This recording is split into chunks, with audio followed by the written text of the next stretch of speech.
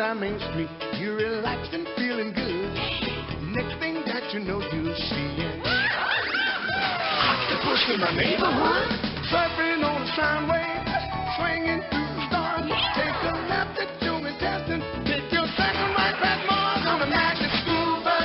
Alligator nostril, climb on the magic scuba. Spank a plankton too, on our magic scuba. Drop the river of lava on magic scuba. Such a fine thing to do.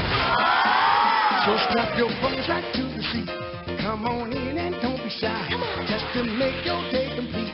You might get baked into a pie on the magic scuba. Step inside, it's a wilder ride. Come on, ride on the magic scuba. Click on a name or type in a new one. Then click on the Go button when you're ready to play. If you want to erase a name from the list, click on it and then click on the trash can. Then away we go! I brought snack money for our field trip to the Wild Animal Park. Sheesh, hard to believe that Frizz is finally taking us on a normal field trip. The way I see it, that remains to be seen.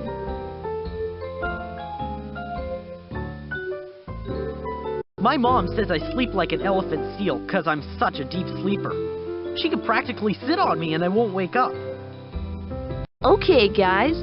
Which one of these is the biggest mammal in the world? A blue whale or an Asian elephant? The elephant? Nope, the blue whale. In fact, the biggest one ever found was 110 feet long, big enough so 8 elephants could line up on its back.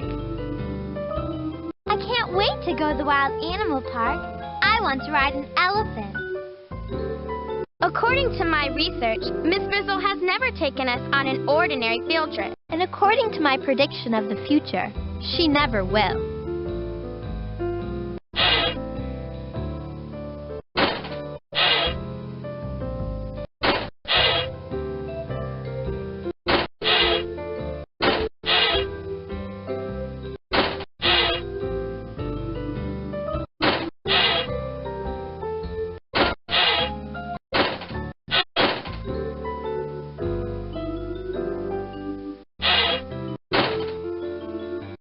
These are my pet goldfish, Fastball, Shortstop, and Slugger. Fastball, Shortstop, and Slugger make good pets. They don't wake me up to let them out in the morning, and the best thing is, they don't poop on the floor.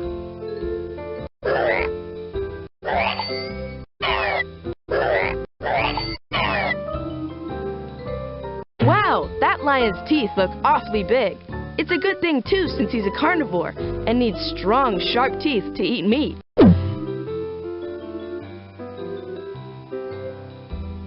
Are you ready to quit?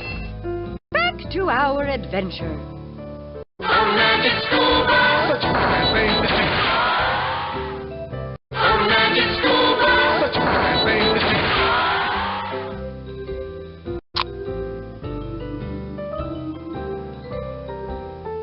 do. Check out that water snake. If he's really still, he looks like part of the plant. That's called camouflage, and it helps him hide from both his predators and his prey.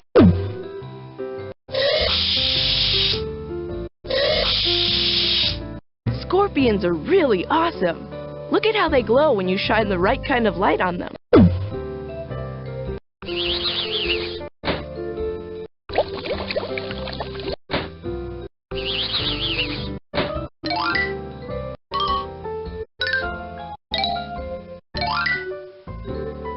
I did my report on crows, one of the noisiest birds in my neighborhood.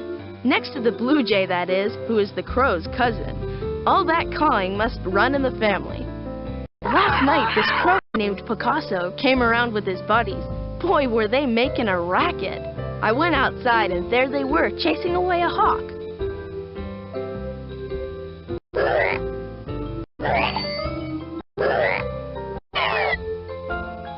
When it's garbage night and the trash goes out, I have an alarm clock that wakes me up in the middle of the night.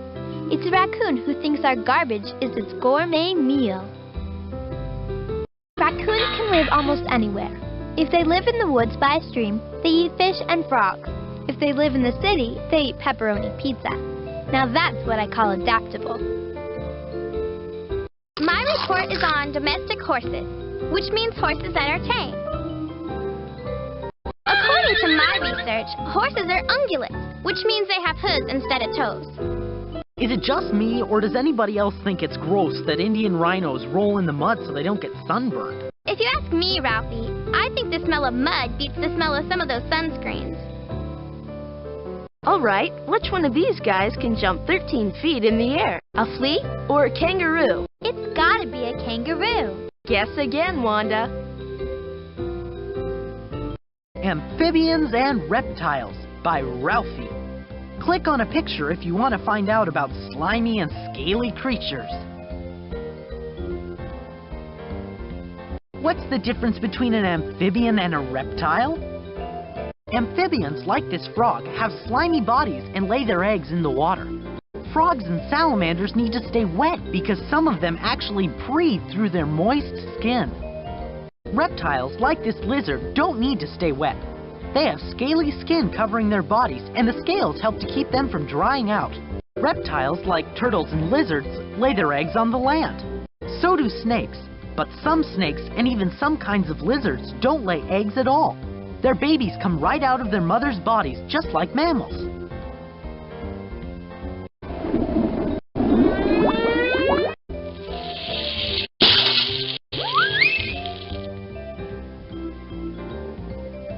Slimy and scaly babies. This mother frog's tadpoles were born underwater. In fact, most amphibians, like frogs and salamanders, lay their eggs underwater so that their eggs don't dry out. But once they're grown, you can find amphibians anywhere, even gliding from trees, like this flying frog.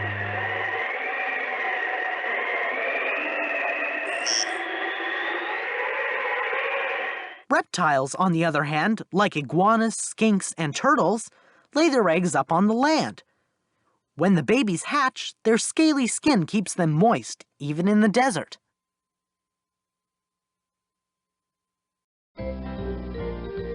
Cold-blooded animals. Animals who need the sun to warm up their bodies are called cold-blooded. It doesn't mean these cold-blooded iguanas are cold, just that their bodies are the same temperatures as the air around them. For most amphibians and reptiles, like this crocodile, who's cooling off in the water with its egg, that works just fine. But maybe not for this little lizard whose feet are burning up on the sand. He's out of here.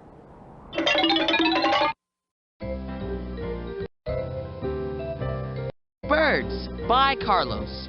A report that is really for the birds. Or about birds, that is. Want to find out about them? Click on a picture. What makes a bird a bird? This is a bird, and this is a bird, and this is a bird. If there's one thing all birds have in common, it's feathers. In fact, they're the only animals that have feathers. Birds also have hollow bones and very light beaks instead of heavy teeth. And why do you think everything about them is so light? So they can fly. But not all birds can fly, like this big ostrich and these penguins. But most birds, all they have to do is flap their wings and take to the sky.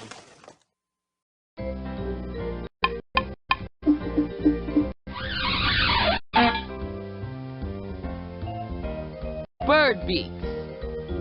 Birds can't use their wings to hold things or even scratch themselves, so sometimes they use their beaks to do the job. This penguin is using its beak to feed its baby chick. When you take a look at a bird, you can also tell what it eats. Shorebirds, like this black-necked stilt, have long skinny beaks, like tweezers, that they stick into the mud when they look for worms. Flamingos and ducks have beaks that work like sieves. The water runs out and the food stays in. Beaks also work as feeding spoons when mother and father birds feed their babies. And take a look at this hummingbird's beak. It works like a straw, letting the birds sip nectar from the flowers. Owls. Who finds its prey by using its hearing? The owl.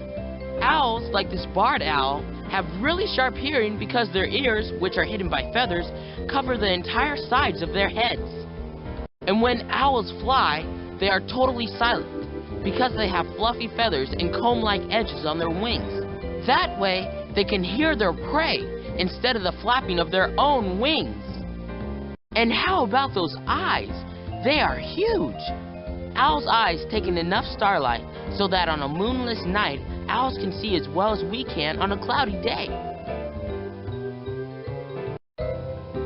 Wanda here, reporting on mammals. Just click on the pictures to check it out. What is a mammal? A mammal is a warm-blooded animal with fur, like foxes, seals, and zebras. Mammals come in all shapes and sizes, from little to giant. Some live on land and some live in the sea. But no matter where they live, all mammals breathe air. When mammal babies are born, they don't hatch from eggs. They're born live right from the mother. Mammals take really good care of their babies, and they feed them milk, just like these cheetahs. Rodents. Lots of small mammals, like this little mouse, are rodents. But some rodents, like this capybara, are huge. So what makes both of them rodents? It's their teeth. Look at them on this beaver. All rodents have big front teeth called incisors. 2 on the top and 2 on the bottom. The curious thing about rodents' teeth is they keep growing and growing and growing. So rodents like this porcupine chew on hard things like nuts and wood to keep their teeth sharp. And it's a good thing they do, because without all that gnawing, their teeth would grow right out of their head. Hoofing it. Some mammals, like this pig, have to hoof it. Animals with hooves are called ungulates. All animals with hooves are related to each other. Zebras, horses, rhinoceroses, deer, camels, cows, and pigs are some of the mammals who are related because they all have hooves. Hooves are hard and flat and come in handy for running on hard ground. This tapir, like all toothed relatives, is an herbivore, which means it doesn't eat meat. All ungulates' teeth are big and flat. They're made to munch grass and leaves. Marsupials by Dorothy Ann. Click on a picture if you want to hear my report. Life in a pouch. Believe it or not, this is a baby kangaroo. It was just born and it's crawling up to its mother's pouch where it will nurse and grow.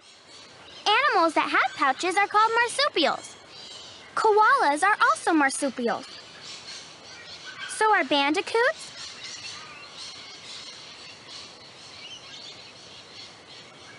honey possums,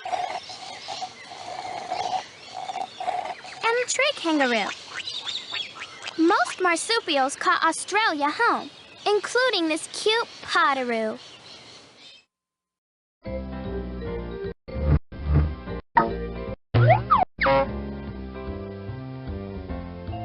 Kangaroos.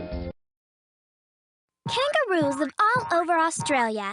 They are great jumpers and can leap 30 feet in the air. The kangaroo babies, or joeys, can jump into their mom's pouch head first. These marsupials live in herds like deer. They kickbox for play and when they fight. There are 45 different kinds of kangaroos living in Australia.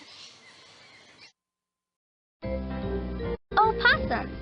The opossum is the only marsupial found in Australia who is also native to North and South America. An opossum's tail is prehensile, which means it can use it to grab onto things. It can even use its tail to hang upside down.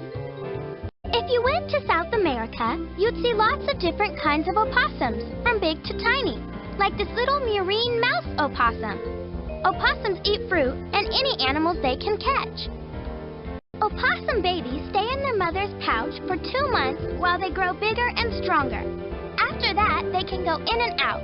Sometimes they even take a ride clinging to their mother's back.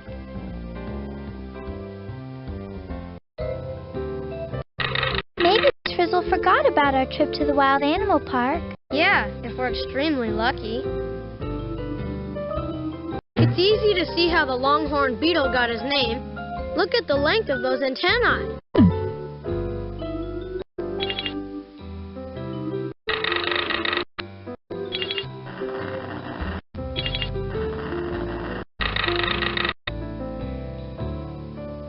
This is the report I did on insects.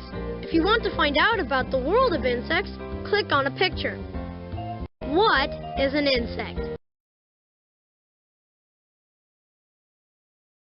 Some crawl, some fly, but all have antennae and 6 legs. So what are they? Insects. Creepy, crawly, camouflaging insects. Some insects, like this dung beetle, are huge. Some are so tiny, you need a microscope to see them. The one fact that bugs me about insects is, there are more insects in the world than any other animal family.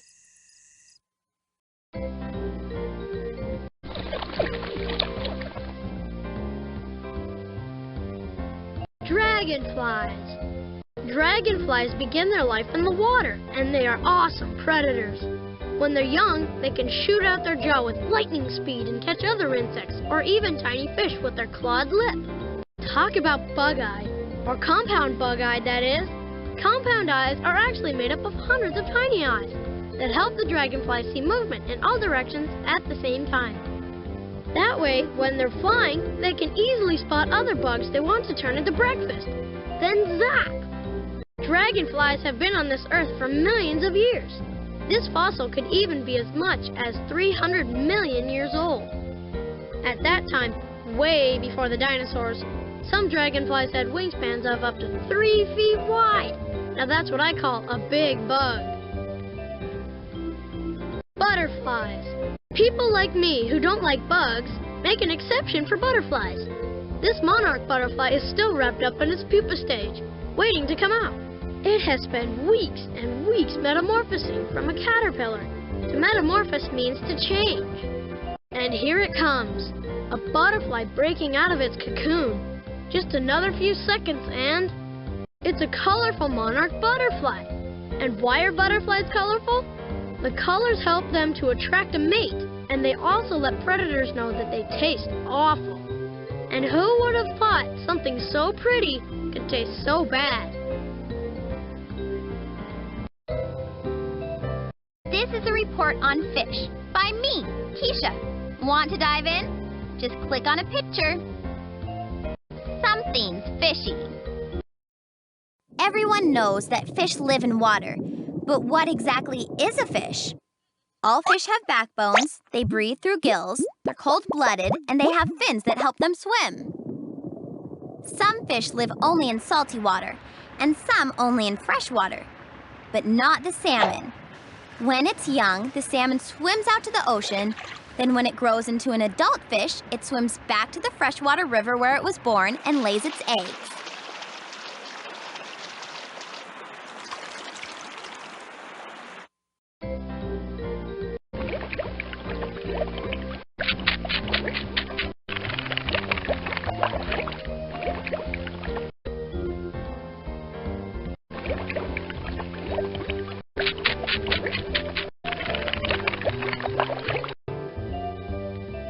Amazing but true fish tales. Under the sea, there are fish and other creatures that are stranger than even I can imagine. Like these sea dragons who look just like the seaweed around them, making it hard for their enemies to find them. Clownfish, like this one, protect themselves by living inside stinging anemones. But for some reason, they never get stung. Father seahorses, not the mothers, carry their babies in a pouch. Sounds like a fun way to travel to me.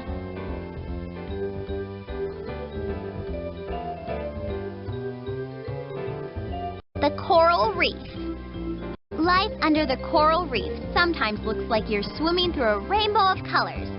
It's also a safe place for fish to live, far away from the big, hungry open water fish like sharks and tuna.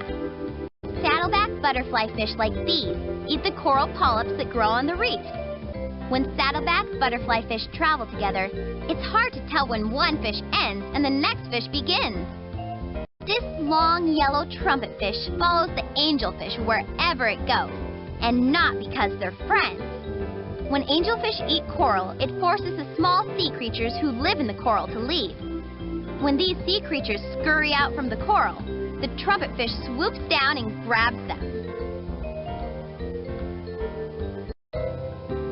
The report I did is on endangered animals.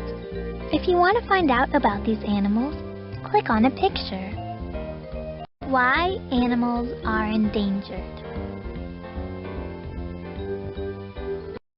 Many animals around the world, like this panda, are endangered. That means that they are in danger of going extinct, disappearing forever, like the dinosaurs. So why do animals like these manatees become endangered? The main reason is the loss of their habitat. Animal habitats are sometimes destroyed so houses and shopping centers can be built, or the forests they live in are cut down for wood.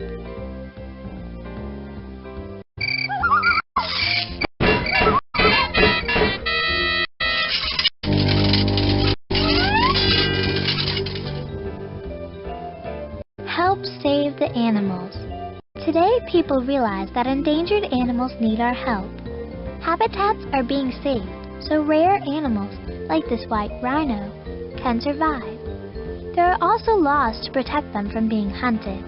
The United States national bird, the bald eagle, became endangered when DDT, a pesticide used on plants, worked its way into the eagle's food.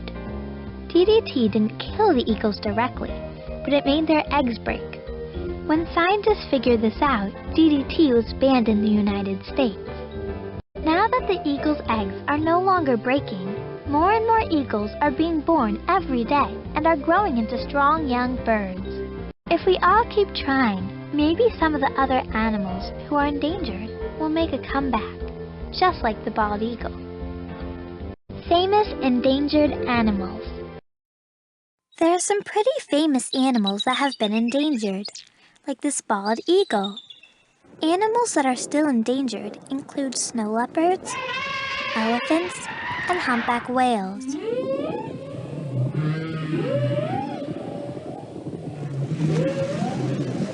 The loss of habitat affects lots of other animals too, like the wolf, the Siberian tiger, and the mountain gorillas. It's sad to think that someday the only way we may get to see these creatures is in picture books.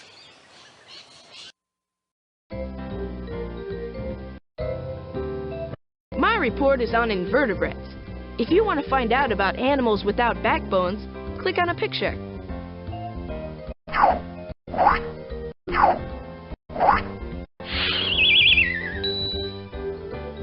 No bones about it. This is an orb weaver spider, and this is a ghost crab. What do these two animals have in common? They're both invertebrates, which means they don't have backbones. Invertebrates, like this sea slug, have no bones at all. Invertebrates call many places home, like the starfish who lives in the ocean, or the scorpion with her babies on her back who lives on land. Some invertebrates live both places, like this red hermit crab. Right now, it looks like he just moved into this cozy glass jar. And who said you couldn't live in a glass house? Slimy sea creatures. Some of the coolest and tastiest invertebrates live in the sea. Clams, crabs, and shrimp have shells to protect their slimy bodies. But some soft, slimy sea creatures protect themselves by having bright colors and tasting really bad. Their colors advertise, "Don't eat me." Sea slugs are as beautiful as butterflies and really squishy. They eat prickly sponges and stinging anemones.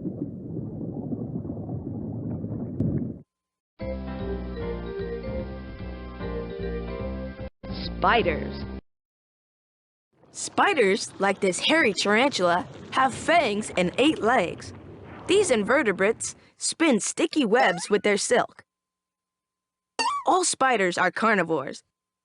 Some hunt down their prey by jumping on them on the ground. And some, like this one, wait in their web and bam, moth dinner.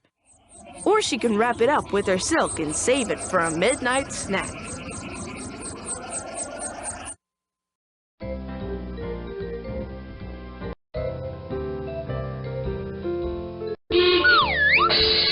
Here's my clipboard. Now, where's that net? There it is. We need a net at the wild animal park? Change of plans, Arnold. I got a call this morning from my friend who runs the park, Ms. Annie Malia. There's been a mix-up. 4 animals from the park were put back into the wild, but they were sent to the wrong habitats. That sounds dangerous. Someone should catch those animals and put them back in the right places. Excellent idea, Keisha. Class, it's time to take a field trip to the animal habitats across the world. Just click on the bus and we'll get going. Life can be pretty hard for an animal when it's not in its right habitat. That's why we need to find those misplaced animals from the wild animal park and put them in their right places. Correctamundo, Keisha.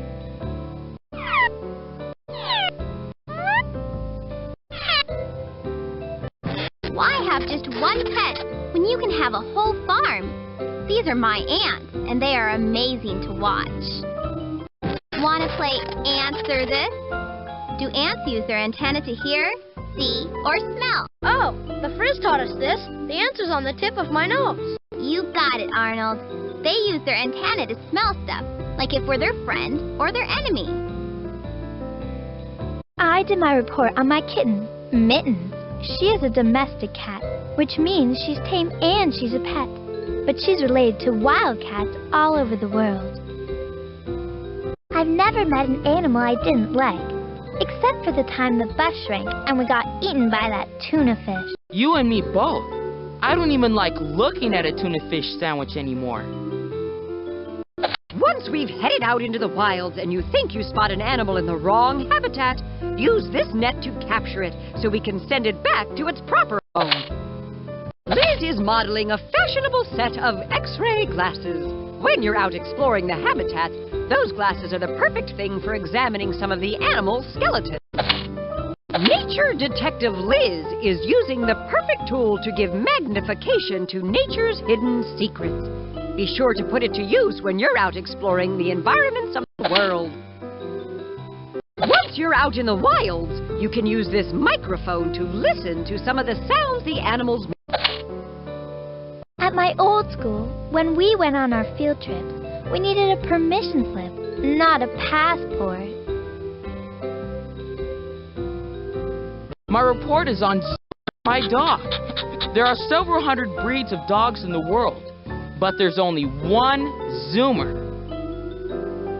Okay, what pet is always found on the floor? I don't know. What? A car pet. Here's one. When did the fly fly? Beats me. When the spider spied her. Tell me this. Why does a dog wag its tail? Because nobody else will wag it for him? How'd you know that? Everybody knows that one, Carlos.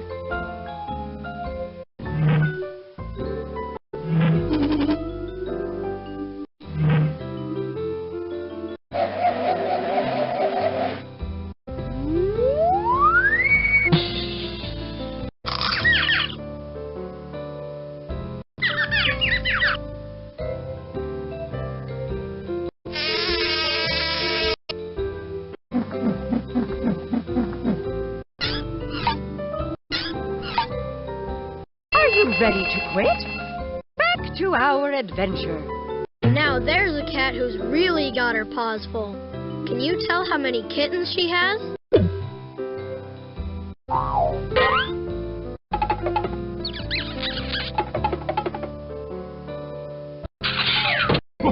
Welcome to the Bone Show. Call me Bones, Sherlock Bones. I see you've discovered a pile of bones. We've got to figure out who they belong to, or belonged to, I should say. You need to finish putting this animal's skeleton together. So, have at it. Bon voyage!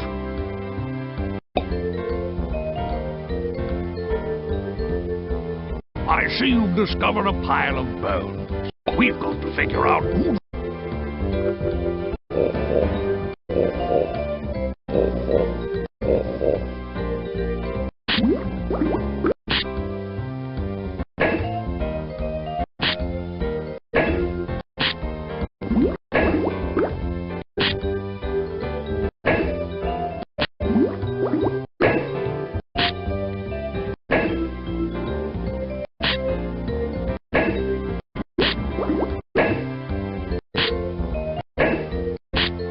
Elementary indeed.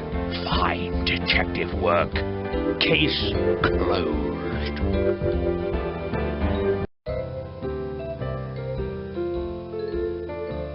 I've always worried about toads.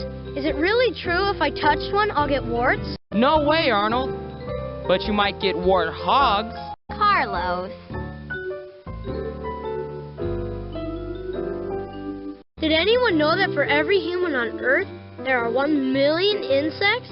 Even the thought of it bugs me. Does anybody know what Miss Frizzle and the lizard have in common? We should ask Liz. Good try, Liz. You and the Frizz are both vertebrates, which means you both have backbones.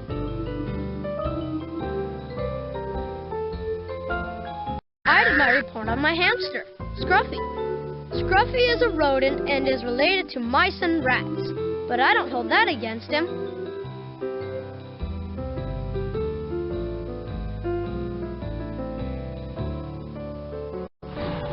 Class, keep your eagle eyes open so you can be effective detectives. Bring the clipboard, Liz. We'll need it to check the identities of the misplaced animals. Let's take chances, make mistakes, and go exploring to the bus. You're about to take off on the wildlife ride of your life. To make it official, you need to make a quick stop at the Department of Driver's Licenses.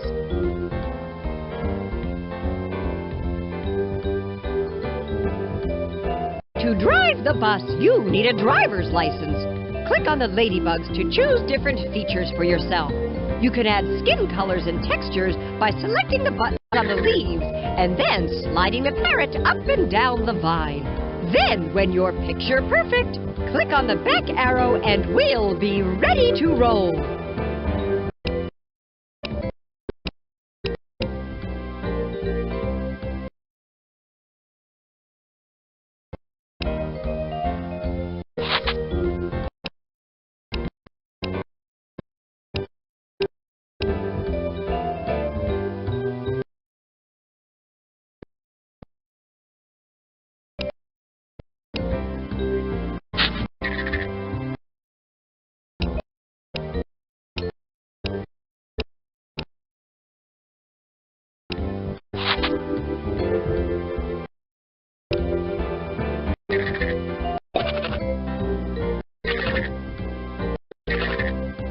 With a face like that, you could calm any jungle beast.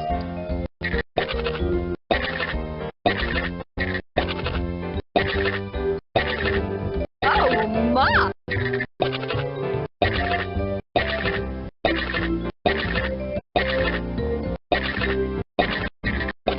Oh, my!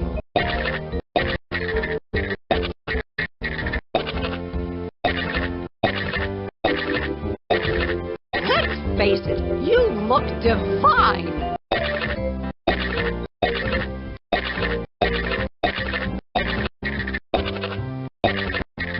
With a face like that, you could calm any jungle beast.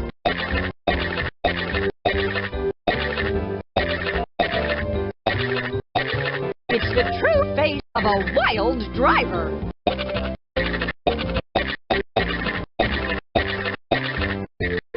With a look like that, you'll blend into any habitat.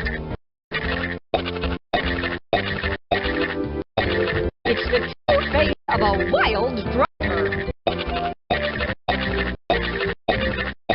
It's the true face of a wild driver. With a look like that, you'll blend into any habitat. It's the true face of a wild driver.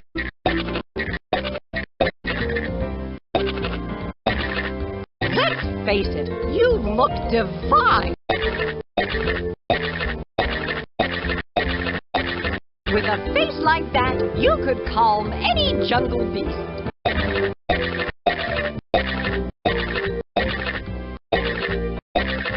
Oh my!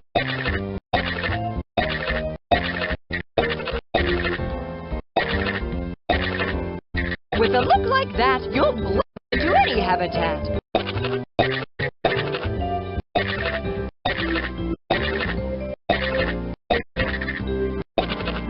Oh my!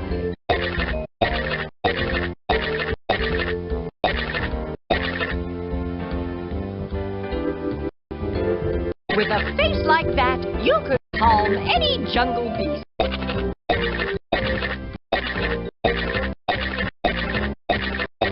Oh my!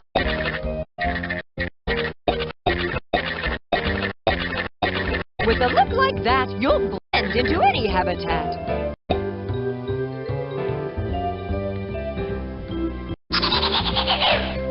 I'm Weird Owl Factovich, and do I have some weirdo facts for you? You bet I do. Factorini 1. Armadillos go cuckoo for ants. They can eat 40,000 ants in a single sitting.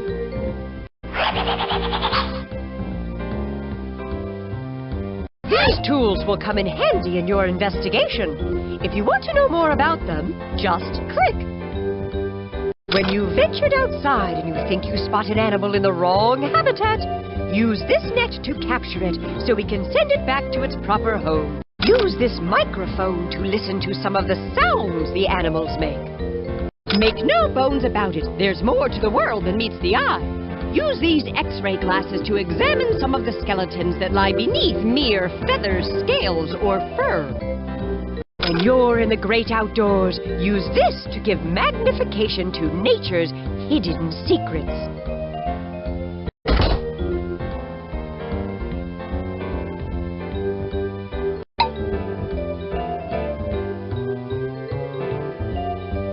Think of the globe on the steering wheel as your personal travel agent. Click on it and you can pick the place you want to go.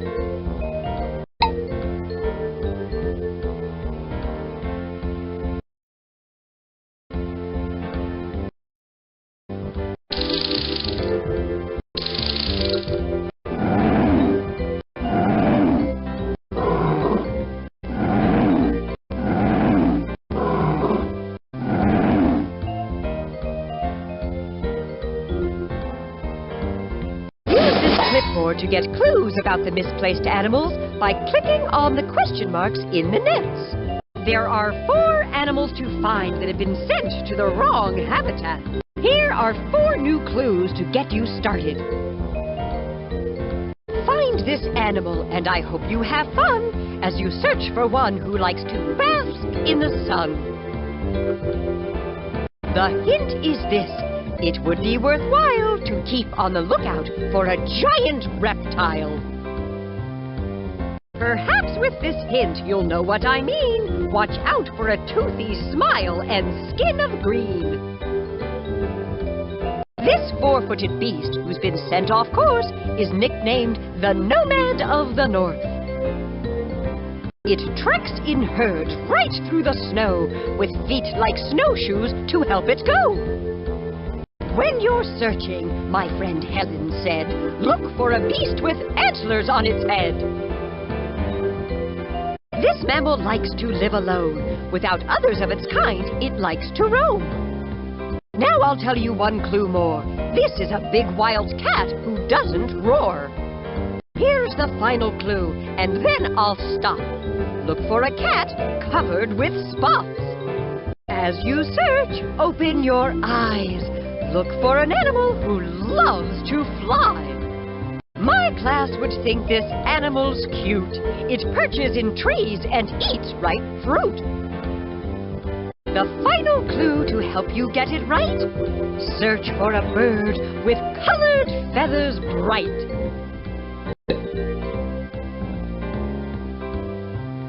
To the back of the bus. There's gadgets gadgets and gizmos aplenty here. I have only one rule when you're in the back of the bus, and that's to have fun.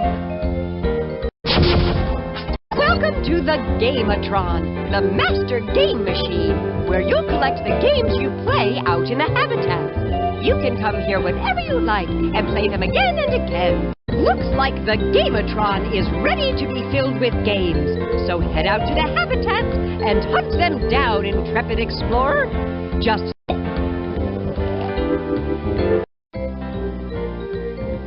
pick your first destination for animal observation. South Pacific Island Reef.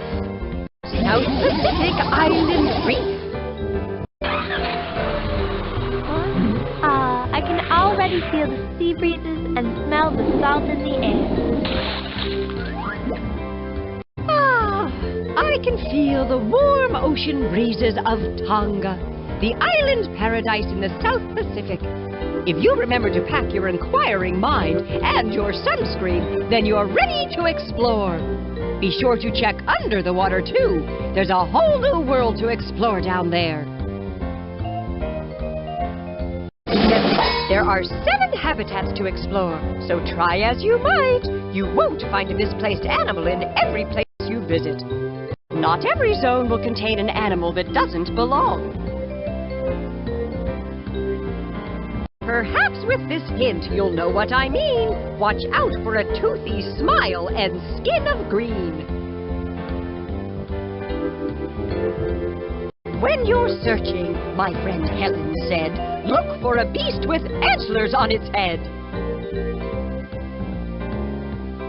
Here's the final clue, and then I'll stop. Look for a cat covered with spots. The final clue to help you get it right? Search for a bird with colored feathers bright. Okay, it's time to step through the door and start to explore.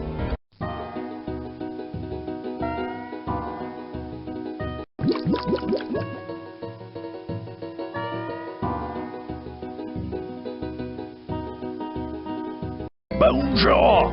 You did it again. See what you can make of it this time. It's a rough one. Rough, rough.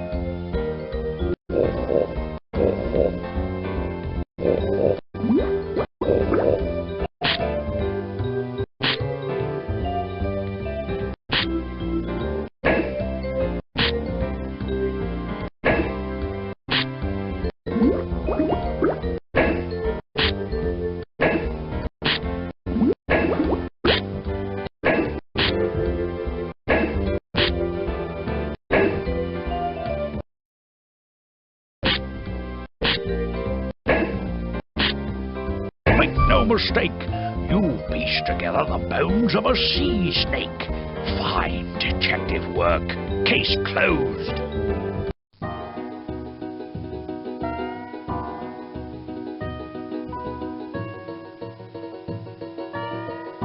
I smell a rat, or at least I see a rat.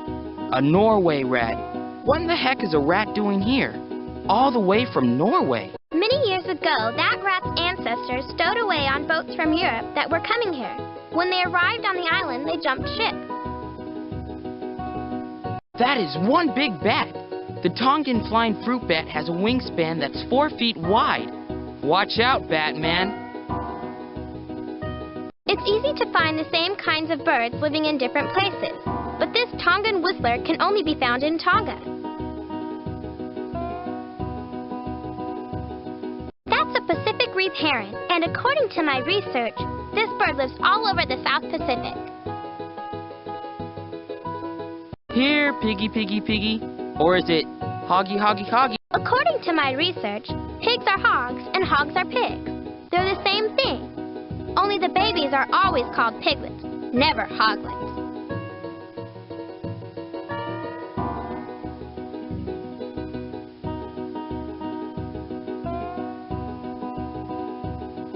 Rats can live anywhere. Here, in the Arctic, in our school. Gee, maybe we should check the bus to make sure one hasn't stowed away.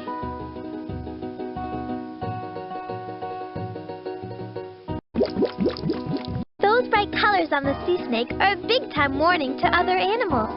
Stay away, they say. I'm poisonous.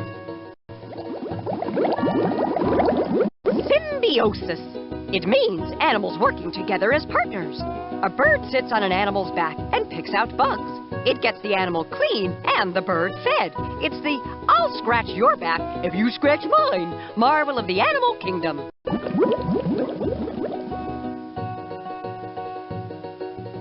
Wanda here, reporting on the green sea turtle. This turtle spends most of its time in warm, shallow ocean water and only comes out to lay its eggs in the sand.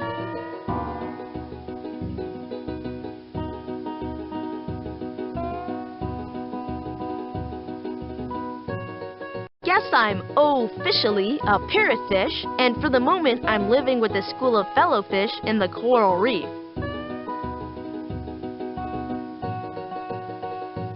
What's a fish? Most fish swim in water, breathe through gills, have scales, and swim using their fins. And I don't mean the rubber kind Wanda's wearing. Something's always fishy under the sea. Fish were the first vertebrates, or animals with backbones. Today there are over 21,000 different kinds of fish swimming in the ocean. Time to take chances and get creative with our eco posters. There are lots of stickers to choose from. Want to add some animals from the habitats to the mix? Here's a hint. Every time you click on an animal out in the wild, you'll earn a sticker of that animal here in your book. Have fun! Want some animals to put in your habitat? First, you have to go back into the wild and find some. Click on an animal out there, and it shows up in here.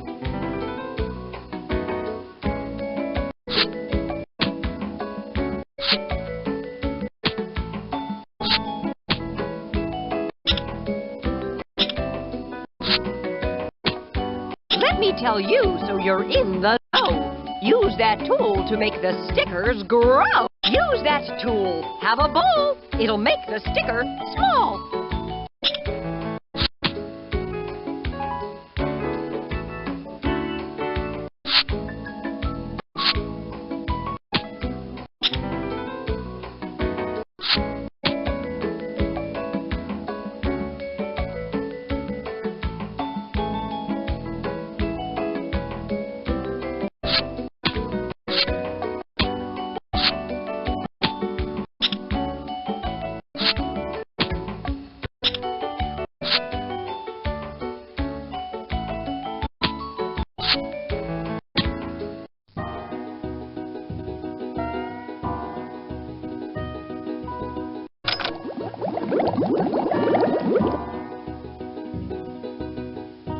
Make no bones about it, there's more to the world than meets the eye. Use these X-ray glasses to examine some of the...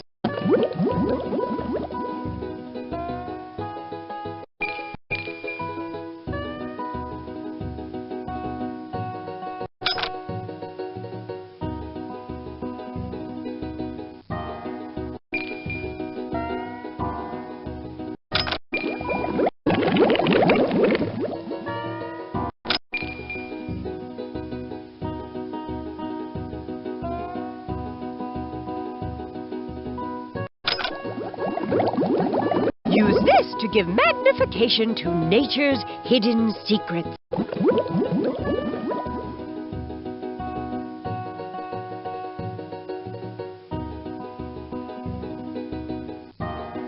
My report is on invertebrates. If you want to find out about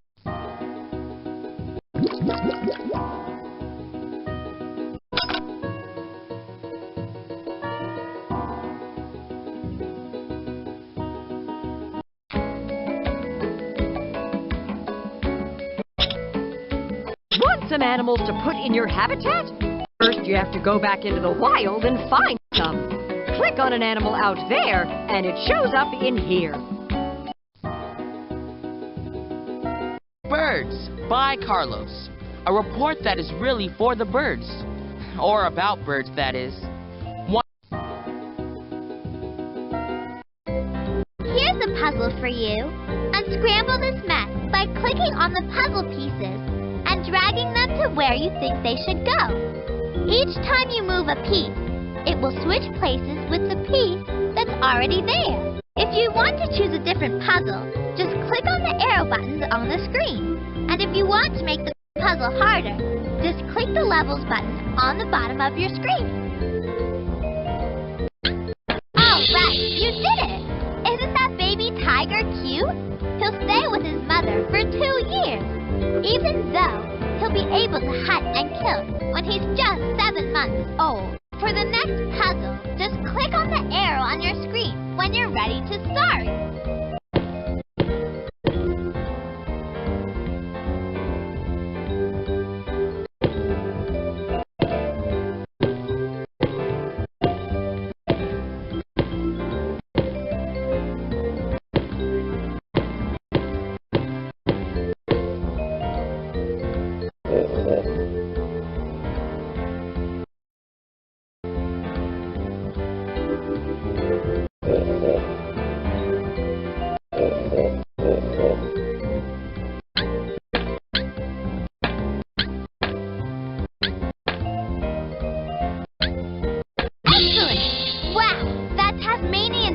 Looks pretty fierce to me.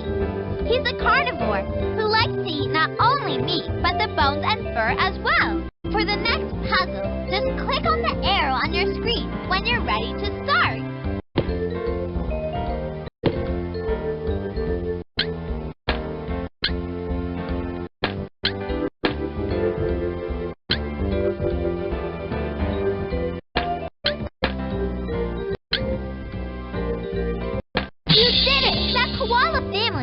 Right at home in Australia. His favorite foods are eucalyptus leaves and bark. Ready to de-scramble another one? Just click on the arrow on your screen when you're ready to start.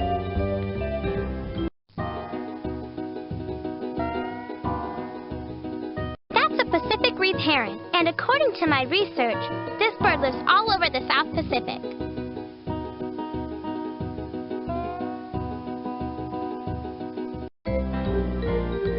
Where to now? The Himalayan Mountains. The Himalayan Mountains. Is it just me, or would anyone else rather be going to a baseball game? It's not just you, Ralphie. Oh, there's nothing like a little thin mountain air to help me hit the high notes. Take a look at that. The Himalayas. The biggest mountains in the world. Well, as my great-uncle Mike used to say, there's no sense sitting around when you can put on your boots and take a hike. Woohoo! Here's a bizarro fact for you. Now, here it is. The smallest mammal in the world. A pygmy shrew. Just 1.5 inches long and weighs less than a ping pong ball. As my great-aunt Doris once said, you always learn more if you walk through the door.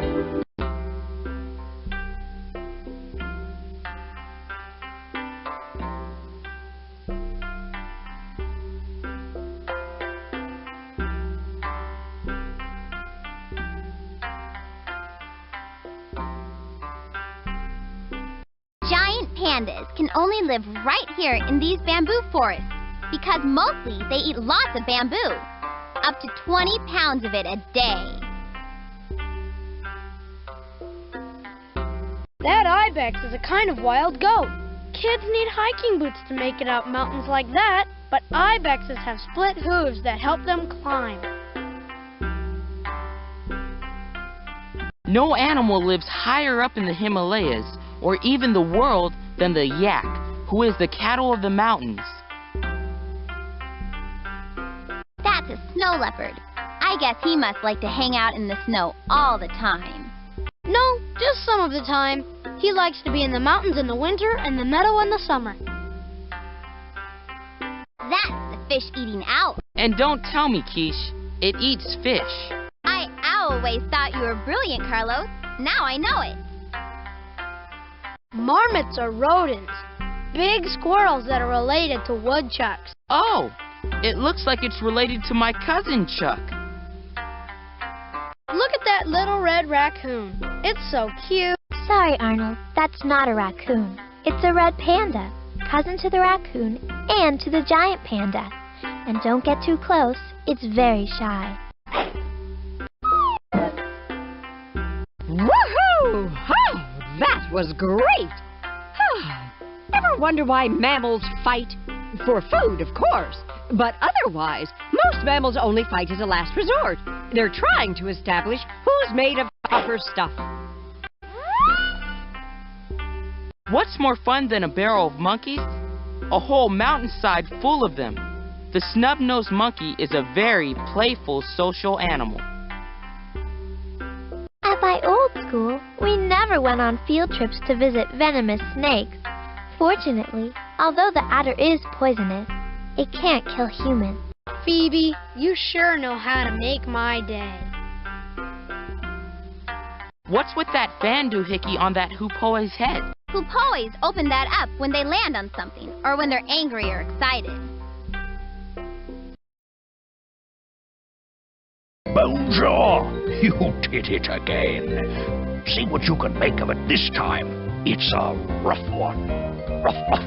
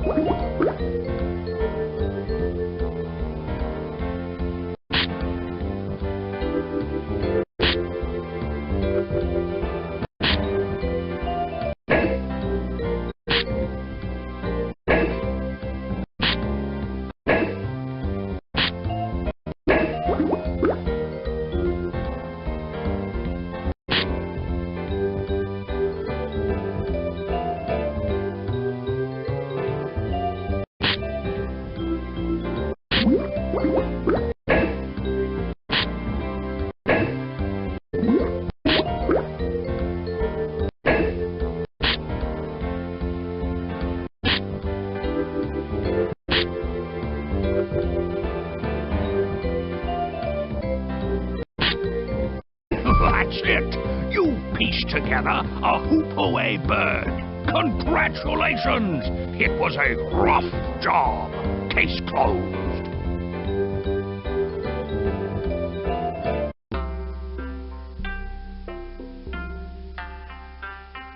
More kinds of sheep live in the Himalayan mountains than any other mountains in the world. In my old school, we never went on a field trip that was halfway around the world. I really gotta get the name of your old school, Phoebe. Anyone know what's brown and hairy and really dangerous? What? A yak on a skateboard.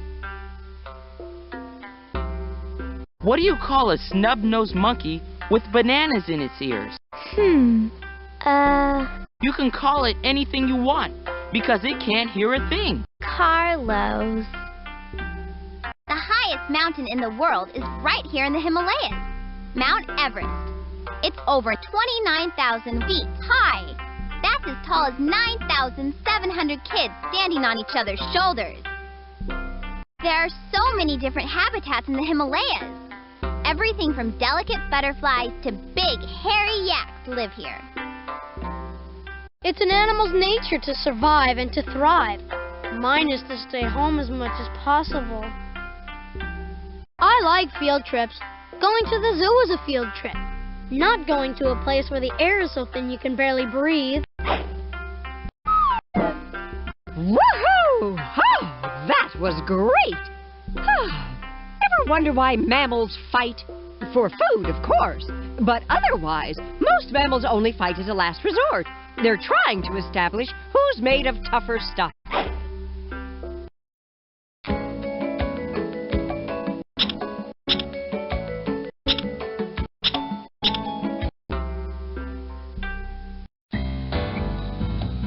Here's how you play this round of tile menagerie. Find matching pairs of male animals and female animals. You know, like the male lion and the female lion. Then, Click on them to clear the tiles from the board. But here's the trick. You have to make sure that at least one edge of each matching tile isn't touching anything. So it looks like you could slide it out. When you've matched all the tiles and cleared the board, you've won the game. Now try to match animals and their babies. Here's where you match domestic animals with their wild cousins.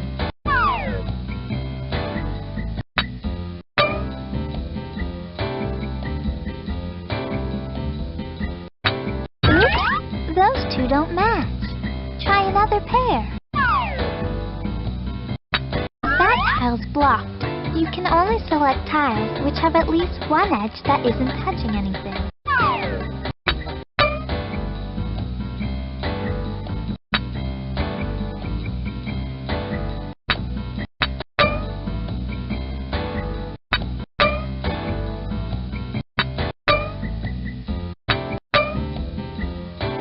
Congratulations! Match the animals to their track.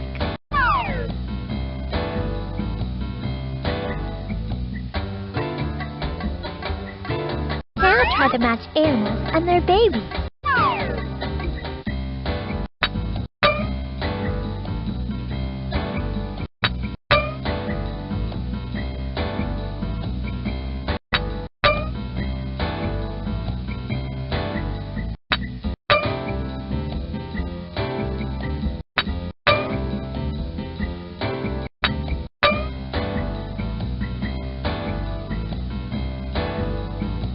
Expertly done. Here's where you match domestic animals with their wild cousins.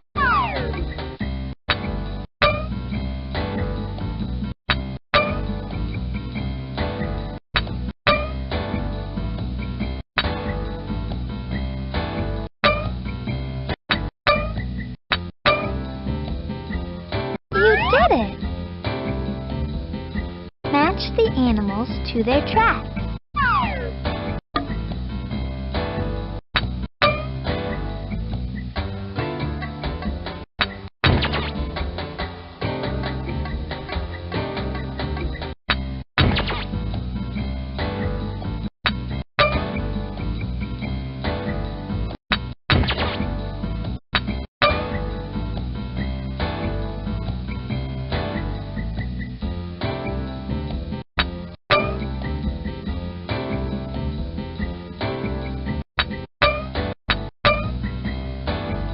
You did it! Now try to match male animals with female animals.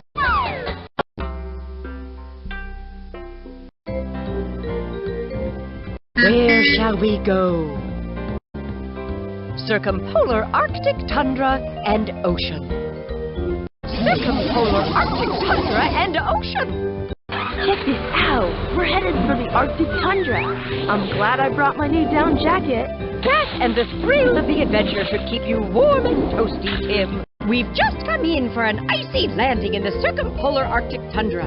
Bundle up, super sleuths, and leave no iceberg unturned. Be sure to check under the water, too. There's a whole new world to explore down there. Time to step outside, take chances, and get messy.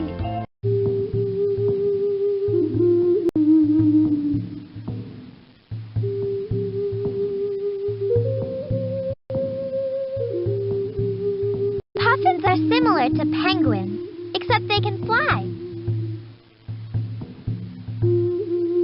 That looks like my hamster Scruffy. Only it's a collared lemming, a rodent that's all over the Arctic.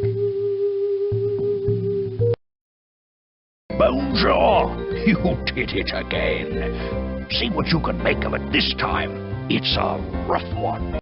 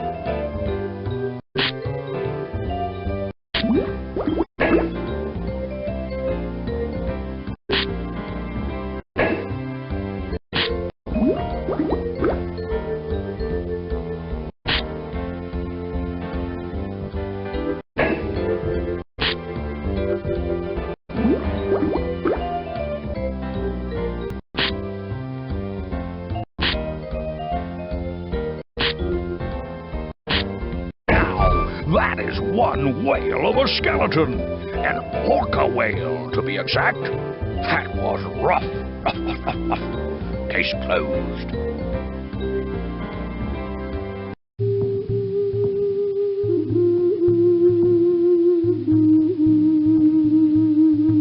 Meet the wood frog. It's the only amphibian living in the Arctic. Wood frog eggs are black, so the sun will heat them up. The faster the eggs warm up, the faster they'll hatch. That fox sure looks tiny. It's tiny, all right, but it's a full-grown Arctic fox. They never get much bigger than a house cat.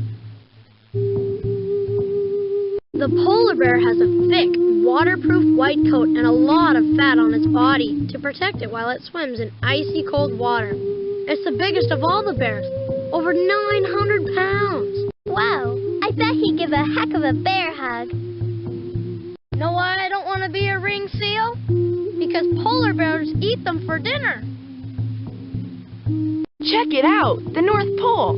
Everything's so cold and white. Yeah, like the tip of my frozen nose. Did you know that mammals have fur to keep them warm and protect them from getting hurt? I don't think my hair is enough to keep me warm here. A polar bear suit would be more like it. Incoming! For some animals, hibernation is the only way they can survive the cold of winter. When winter hits, insects aren't active, plants stop growing, and some mammals take a long winter nap so they don't starve. One of the only animals living in the tundra that hibernates is the ground squirrel. I don't know how the other animals take it. If I lived here, I'd hibernate all year. Get this! Some frogs can be frozen solid as an ice cube and stay alive. In the spring, they defrost and hop away. And when they thaw out, I bet they're really hoppy. Wimbrels have the right idea. They spend summers in the Arctic. When things get too cold, they head south. We otters may be the smallest mammals in the sea, but we sure know how to have fun. Playing is very important to us sea otters. I ought to tell you that it's utterly fun to be an otter. Arr, arr, arr, arr, arr, arr. Some otters live in fresh water, and some live in salty water, but both kinds are very playful. What's that penguin doing here in the North Pole? They live in the South Pole. I bet anything that penguin wishes he stayed home today. Well, little fella, I can't go home right now, but maybe you can. It's up to you. Start by helping the penguin jump from iceberg to iceberg by clicking on him just when the iceberg comes cruising by. And watch out, because the things that pass by change and get faster and faster. If you need any help, click on the question mark. See ya!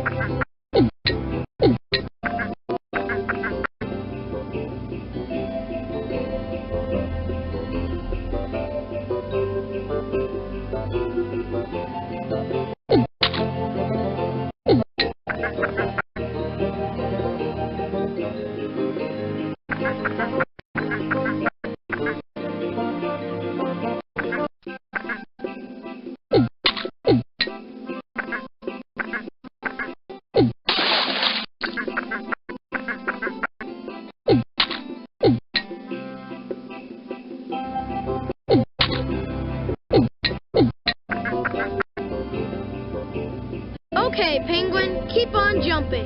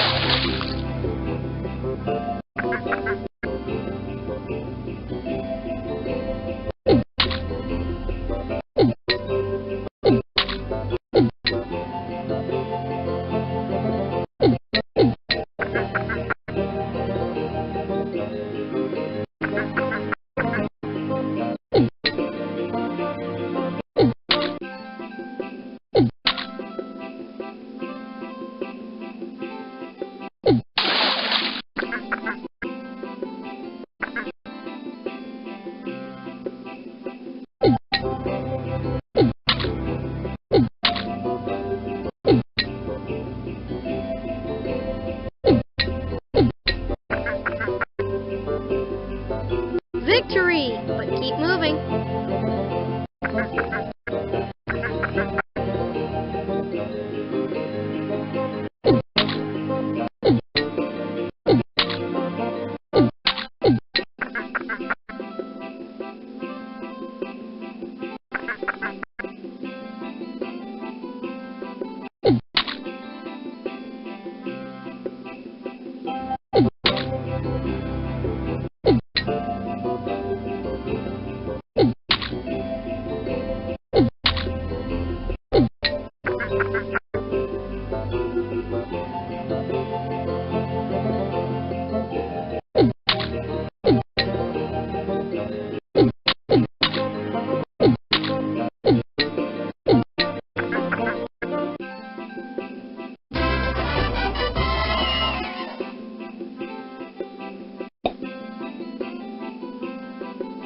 Great! You got the little guy all the way home. And that was the medium level. Want to go for it on the hard level?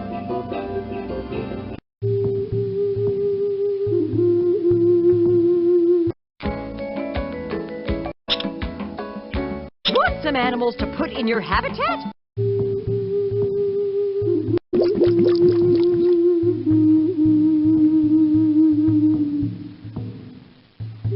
This is a report on fish by me, Keisha.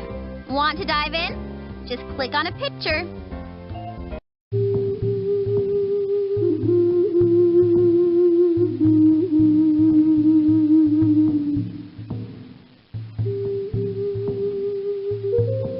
Not too many fish can do what the salmon does. They can live in freshwater and saltwater.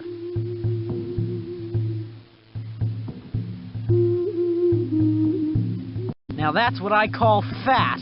Yes, and it's a good thing. Technically, it's called blubber. 6 blubbery inches of it all over the walrus's body to keep it nice and warm. Check out that humongous fish. That's no fish, Ralphie. It's an orca whale. It's actually a mammal. It breathes air, it's warm-blooded, and it nurses its babies. See that walrus's tusks? They're really giant teeth. Whoa, maybe he needs braces. No way. Then he couldn't use his tusks to haul himself around on the ice. Back for more. I dare say.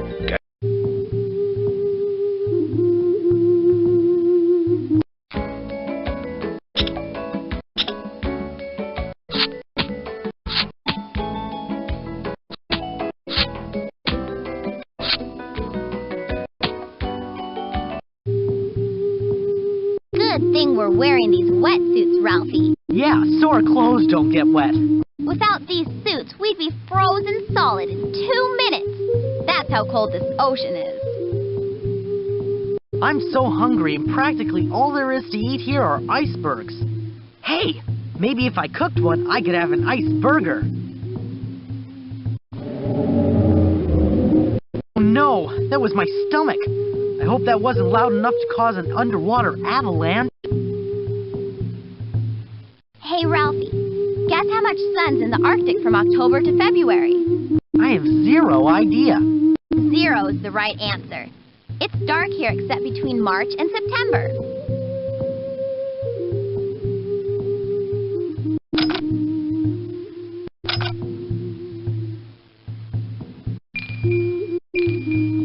Hey, a starfish, otherwise known as a sea star.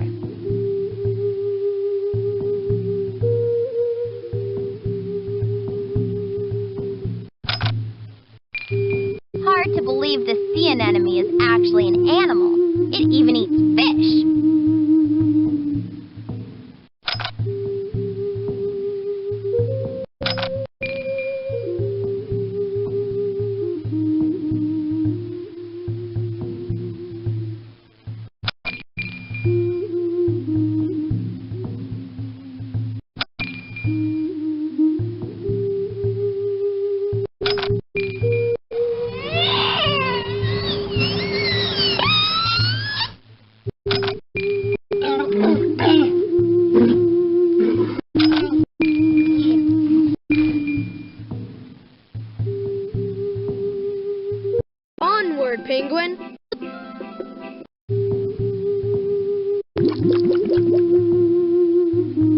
Talk about long-distance flying. The Arctic tern migrates every year to the Antarctic and back for a total round trip of 21,750 miles. To the destination. The Himalayan mountains. Is it just me, or would anyone else rather be going to a baseball game? It's not just you, Ralphie. Here we are once again in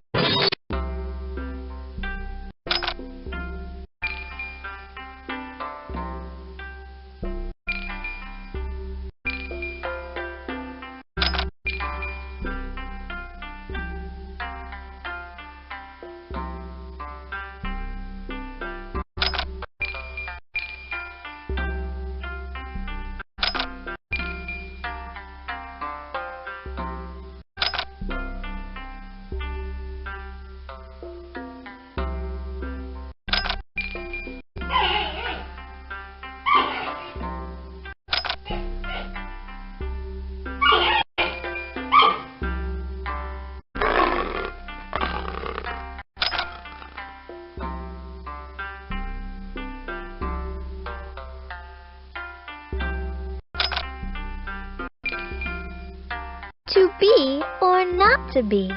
That is the question. But it's no question that lots of bees live here in the Himalayas.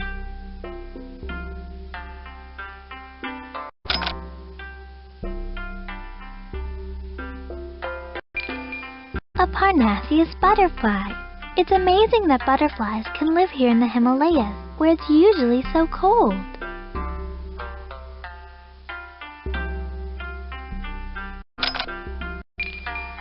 There are crane flies all over the world, 10,000 different kinds of them. And by looking at fossils, scientists can tell that crane flies look the same now as they did 35 million years ago.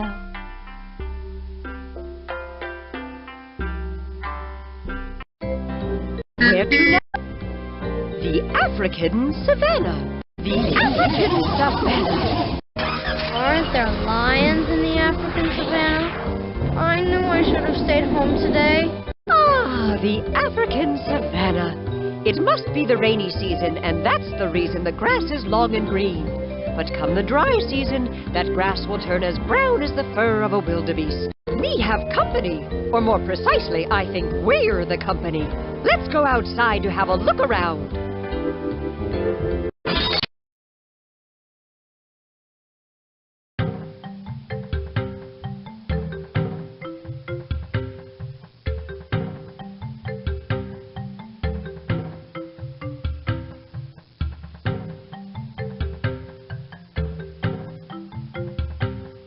Welcome to Big Game Tag, where the game is to tag animals who have something in common. And how do you tag them? By clicking on them before they duck out of sight, and before you run out of tags or time. But be careful, because not all the animals who pop up and down match the category. Okay, let's start tagging. Rodents are small mammals with 9 front teeth that keep growing their entire lives. So keep your eagle eyes open and get ready to tag the rodents.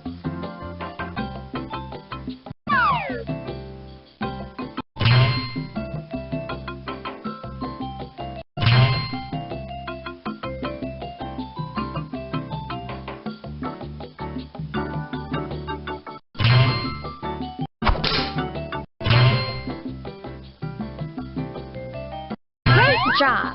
You tagged the rodents. Because rodents have teeth that grow all their lives, they gnaw on food to keep them trim and sharp. Okay, here comes another category. Animals who are vegetarians are called herbivores. See if you can tag all the animals who eat only plants.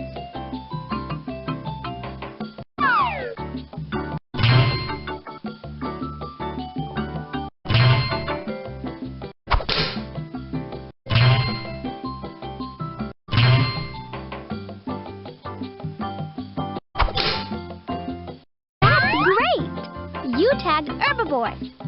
A lot of mammals who are herbivores have hooves, like horses or rhinos. Sometimes herbivores have more than one stomach to help them digest all the grass and leaves that they eat. Next category coming up. Animals who eat other animals are called carnivores. So on your mark, get set, and go tag the carnivores.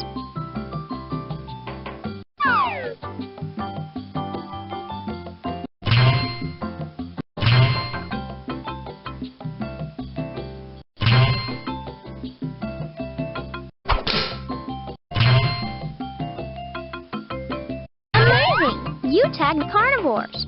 Because carnivores need to hunt for their food, they have special adaptations for finding and catching prey, like great eyesight, speed, and stealth. Time to move on to a new category? Here it is. Not all bugs are considered insects. According to my research, insects have 6 legs. So get ready to do some quick leg counting as you tag the insects.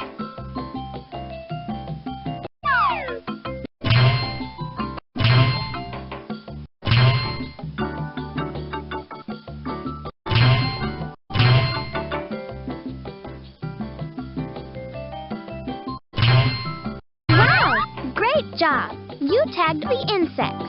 Insects have adapted to live almost anywhere in the world. Time to move on to a new category? Here it is. Keep your eyes open and your mouse finger ready to tag members of the cat family.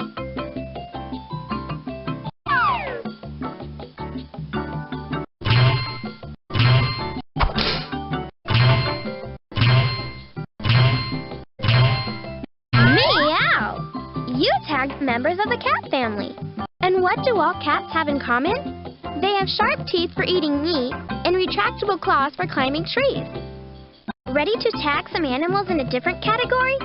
Here we go. Now get ready to tag the water animals, the ones who live in and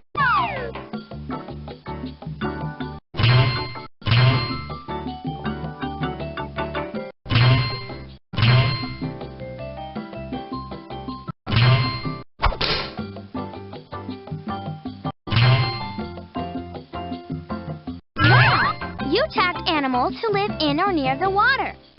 According to my research, animals who live in or close to the water have special adaptations for swimming and breathing, like webbed feet, fins, gills, long legs for wading, or noses on top of their heads. Ready to tag some animals in a different category? Here we go. Animals who have hooves, like horses, are called ungulates. Now see if you can tag these hoofed animals.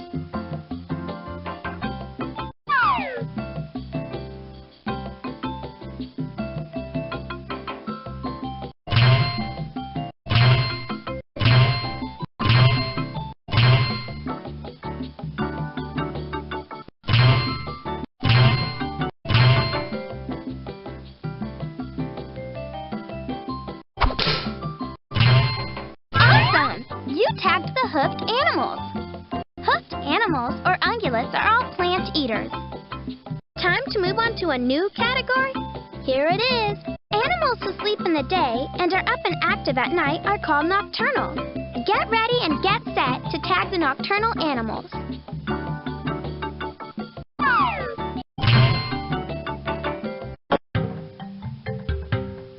That big kitty sure looks happy. Big kitty?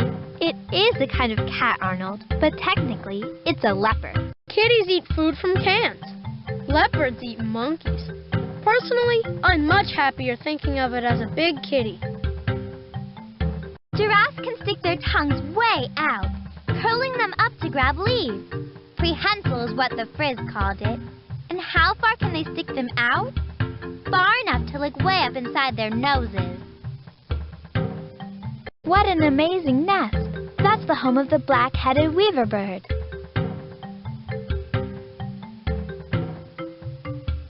Warthogs are swine, and like their cousin the pig, they don't have much hair on their bodies. Boy, oh boy! I know beauty is in the eye of the beholder, but warthogs sure are ugly. Lions are the biggest cats in Africa, and they hunt big herds of animals. I wonder if 4 kids count as a herd. That green mamba snake is a reptile who's poisonous, but fortunately is also very shy. Okay, true or false, Wanda? The spotted hyena is called the wild dog of the savannah. Dee dee dee dee dee dee dee dee dee dee dee dee dee. True? Nope, false. He may look like a dog, but you can't judge an animal by its cover. The spotted hyena is actually a cousin to the mongoose. Ever been told you've been acting like an animal? Well, the fact is, it's true. Every living creature, from humans to insects, are animals.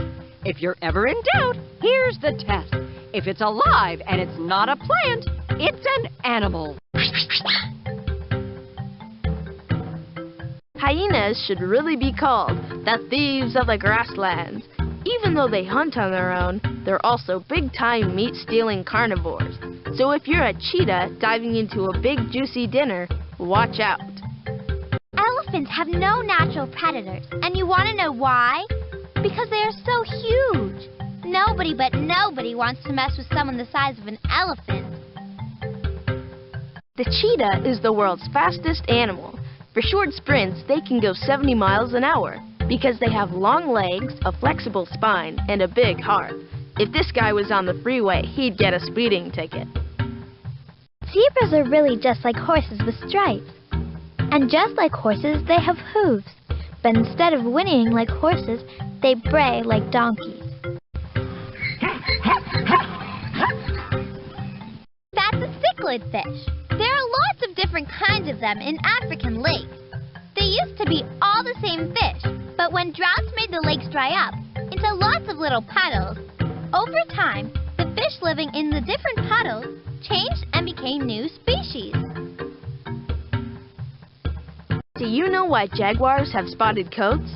They help to camouflage them so their enemies don't spot them. Now, if it were me, I'd like to use them to connect the dots. Flamingos eat lots of tiny shrimp and algae. The oil from the shrimp makes their feathers turn pink. It's a good thing eating grape jelly doesn't make my hair turn purple.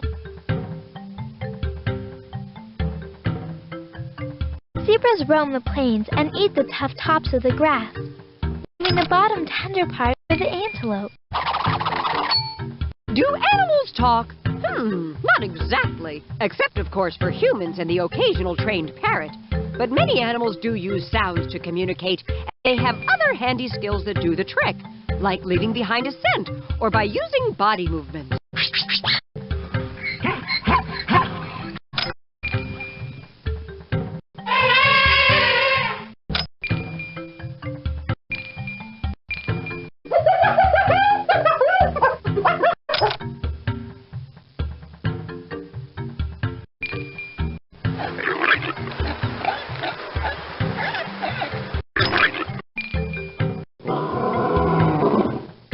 Zebras are like me. They like to hang around with their friends and family. Anywhere from 5 to 50 of them live in a group together.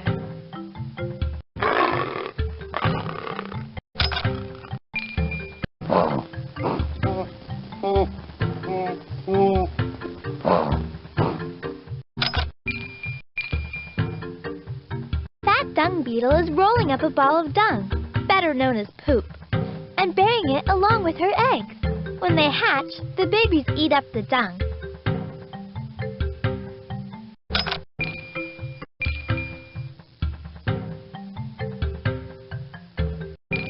That termite lives under that skyscraper of mud. The termites build that tower to keep them cool underground.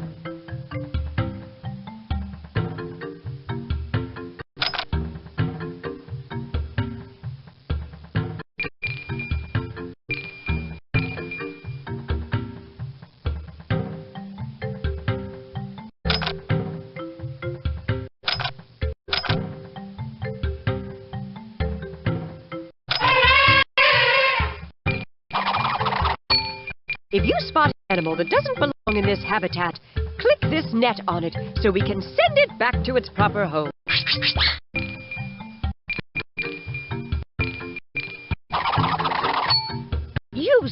spotted him! That jaguar may look a lot like the cheetah, but he's not in the right habitat at all. It's much too hot and dry here. Let's see if you can discover where he really belongs.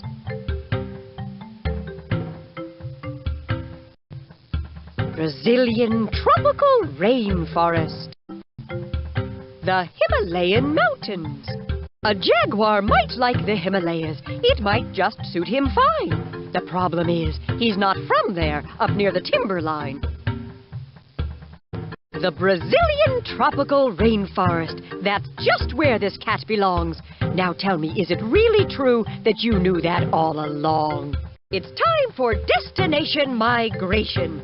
My old friend Helencopter is standing by.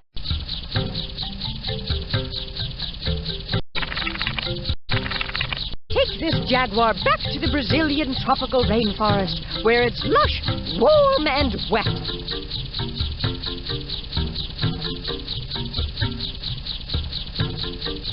Excellent job! 1 animal found, and 3 to go. For finding and sending one animal to its proper habitat, you've earned the honorable Nature Ranger Scout Award. If you'd like, you can print it out to remind you of your noble deed.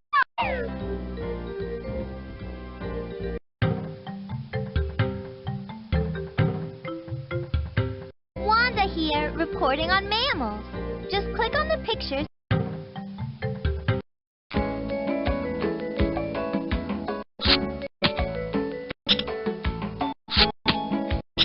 Want some animals to put in your habitat? First, you have to go back to the wild and find some. Click on an animal out there, and it shows up in here.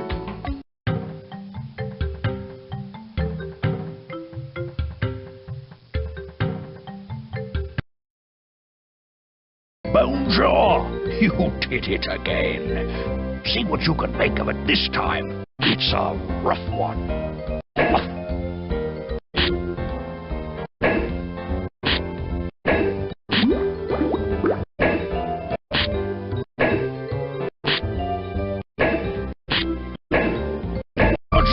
Skeleton, elementary indeed. Congratulations. Case closed. Where to now? Brazilian tropical rainforest. Brazilian tropical rainforest. According to my research, opossums live in the rainforest. Maybe I can see what it's like to hide in an opossum's pocket. Stranger things have happened. Welcome to the Brazilian tropical rainforest. It's a jungle out there, not to mention a soaking wet one, so don't forget your hats. Remember, there are 7 habitats to explore, so try as you might. You won't find a misplaced animal in every place you visit. The Brazilian tropical rainforest.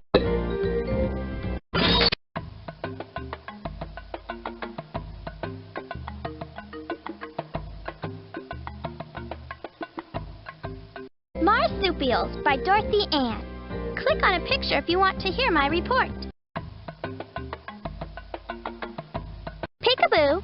Did you know opossums are one of the few marsupials in the Americas? A marsupial means the mother has a pouch for her babies to live and grow in. Opossums are excellent tree climbers, and they can use their prehensile or grasping tails to hang upside down, according to my research. Fish-eating bats are called fish-eating bats because they're bats that eat fish. Big surprise, huh? But they're also called bulldog bats because they look kind of like bulldogs with their big swollen lips. Meet Banana Bill. That's what some people call the toucan because of his big beak. With a bill that big, I think Banana Boat Bill would be even better.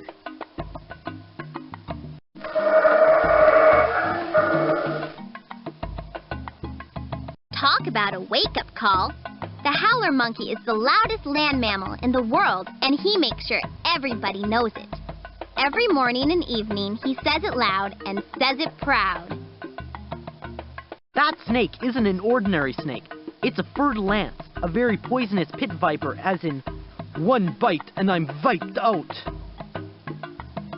Check out that ocelot, sitting up in the tree like the queen of the rainforest.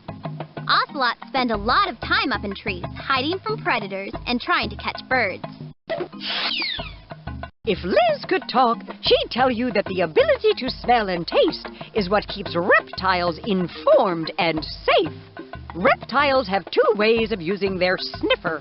They smell through their nose, and they use their tongue to taste scents in air. So when you see a reptile sticking out its tongue, it's not being rude. It's smelling and taste testing the air. Well, ta-ta! The caribou looks like a reindeer, acts like a reindeer, and is related to the reindeer, but the real reindeer live in Europe, not the North Pole. Welcome to my nightmare. An anaconda snake. The biggest snake in the Americas. The heaviest snake in the world. Over 500 pounds. What's the big deal, Ralphie? He makes large mammals into meals with a single chomp. I see your point. That looks like one contented cat to me. I'll bet this beats the dry open plains of the African savannah. The capybara is the biggest rodent in the world, cousin to Arnold's hamster. And big enough to eat Arnold's hamster. Maybe, but just like Scruffy, the capybara is a vegetarian. That tapir looks like a pig. According to my research, Carlos, they're not related to pigs at all. They're relatives of horses, zebras, and rhinoceroses. Is it just me, or is it not too safe to go into the water? I wouldn't touch that water with a 10-foot pole, Ralphie. That's a piranha, a freshwater river fish known to eat through a 250-pound capybara in less than a minute. And I thought I was a fast eater. Red alert! Poison dart frog dead ahead! You're not kidding about the dead part, Ralphie. The Choco Indians use the frog's poison on their hunting darts to hunt animals.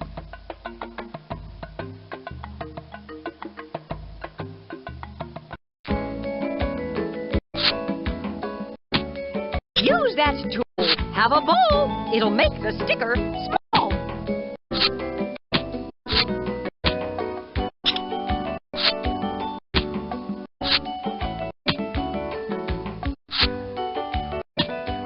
Want some animals to put in your habitat? First, you have to go back into the wild and find some. Click on an animal out there, and it shows up in here.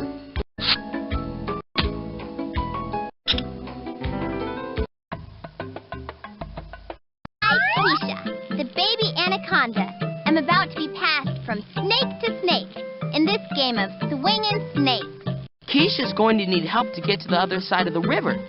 That's where you come in. When you click on the snake holding Keisha, it will pass her to the next snake. You have to make sure the next snake is close enough to catch her, otherwise Keisha will fall in the water. Don't worry, I can swim. Hey, it's your wet snakeskin, Quiche. And if you need some help along the way, just click on the question mark at the bottom of your screen. I, Keisha, the baby anaconda, am going to attempt once again to be passed from snake to snake.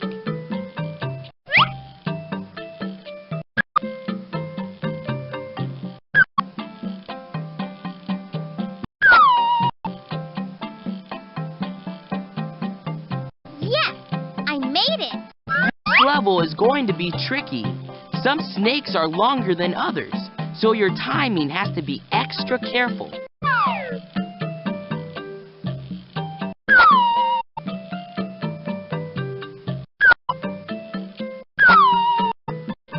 That was great.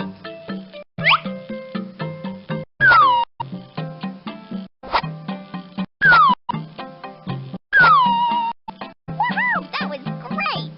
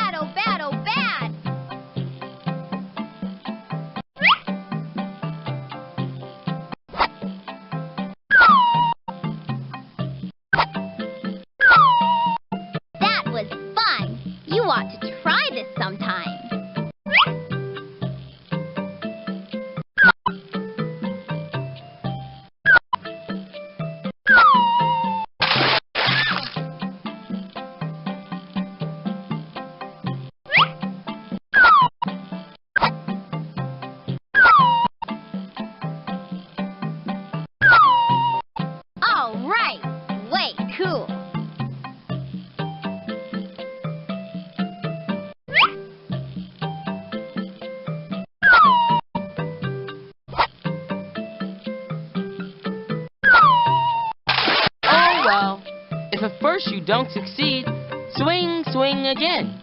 Want to play again? An animal's neighborhood is called a habitat. Well, I call this habitat hot, dark, and wet. Oh, this is bad, bad, bad. It is up to us to find all those misplaced animals. Well, have no fear, Keisha. Miss Frizzle's class is here. Anyone know why the insect was kicked out of the rainforest? I'm afraid to ask, Carlos. Because it was a litter bug. Know where a fish-eating bat takes a bath, Ralphie? In the river? No, in the bat room. Check out all the vines in the rainforest. They're perfect for swinging on. I wonder if they ever break. It wouldn't be easy to play soccer in the rainforest. With all these trees, it would be more like ricochet ball. Is it just me, or is anyone else worried about poison dart frogs? I'd say you're safe, Ralphie, as long as you don't bite one. Carlos. Woo-hoo! It's the caribou! It certainly doesn't belong in this habitat. It's much too warm. Let's see if we can put our brains to the task and see where it should really be. The Himalayan mountains. It's true that in the Himalayas live some caribou, but this one's from a colder place.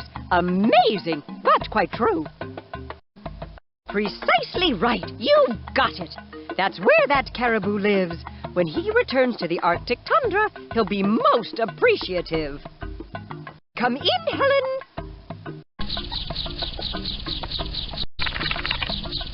Take this caribou back to the Arctic tundra, where it can cool off.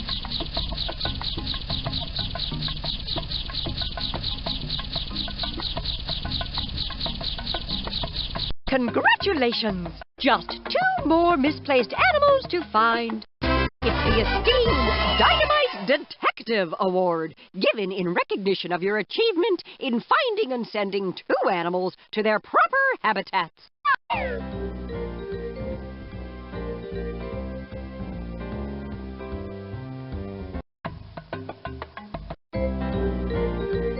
Choose a destination. That's where we are right now. If you're ready to do... That's where we are right now. If you're ready to do a little more exploring, you can pick another place to go.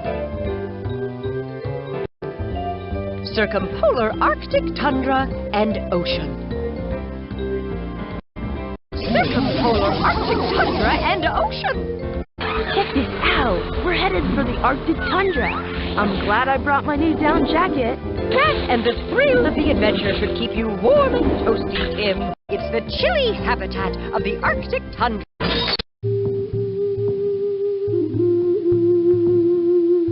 That caribou looks right at home here in the North Pole. Now where's a sleigh when you need one? Where to now? North American swamp. North American swamp. Aren't there lots of mosquitoes in the North American swamp? Of course, Arnold. The frogs need something to eat, you know. So do the mosquitoes. And I have a feeling I'm about to be dinner. Say hello to the North American swamp, where the world comes alive at night. Lucky for you, the moon is full to bring light to these mysterious wetlands.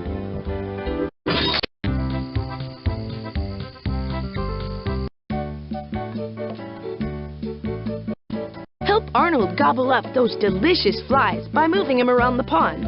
All you have to do is click where you want him to go. But watch out for those hungry, snapping turtles. They just love to have him for lunch. If Arnold really gets in trouble, you can click on one of the lily pads and he'll hop up there. But be careful. He can't stay there for too long. Need help? Click on the question mark. Good luck. Oh, great. I knew I should have stayed home today.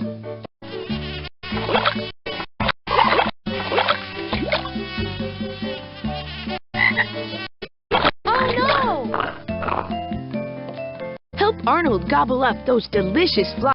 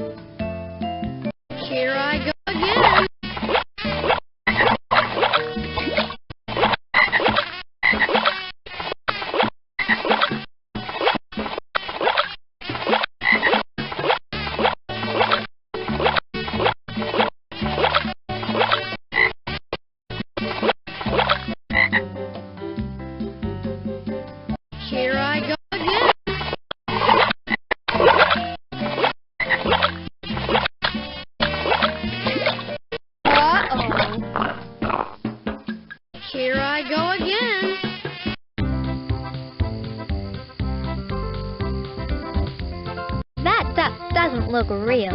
Are you sure it doesn't have a wind-up key? Not unless it's a wind-up ruddy duck. They look like toys, but they're real all right. That's a channel catfish. Some people like it deep fried with tartar sauce, but in the swamp where it's alive and swimming, it hunts at night for worms, crayfish, and small fish. The chorus frog is a tree frog, and they're the first frogs in the swamp to stop hibernating. Now picture this. Toads can lay up to 8,000 eggs. When the tadpoles hatch, schools of them stick together in the water, and it looks like the swamp's filled with black ink. It's a good thing we're here this time of the year, because in the winter, the Parula warbler wouldn't be here. It migrates to the tropical forests in South and Central America. I bet that snapping turtle has some sharp teeth. The snapping turtle, like all turtles, doesn't have any teeth at all, but its beak is sharp enough to bite through a human hand.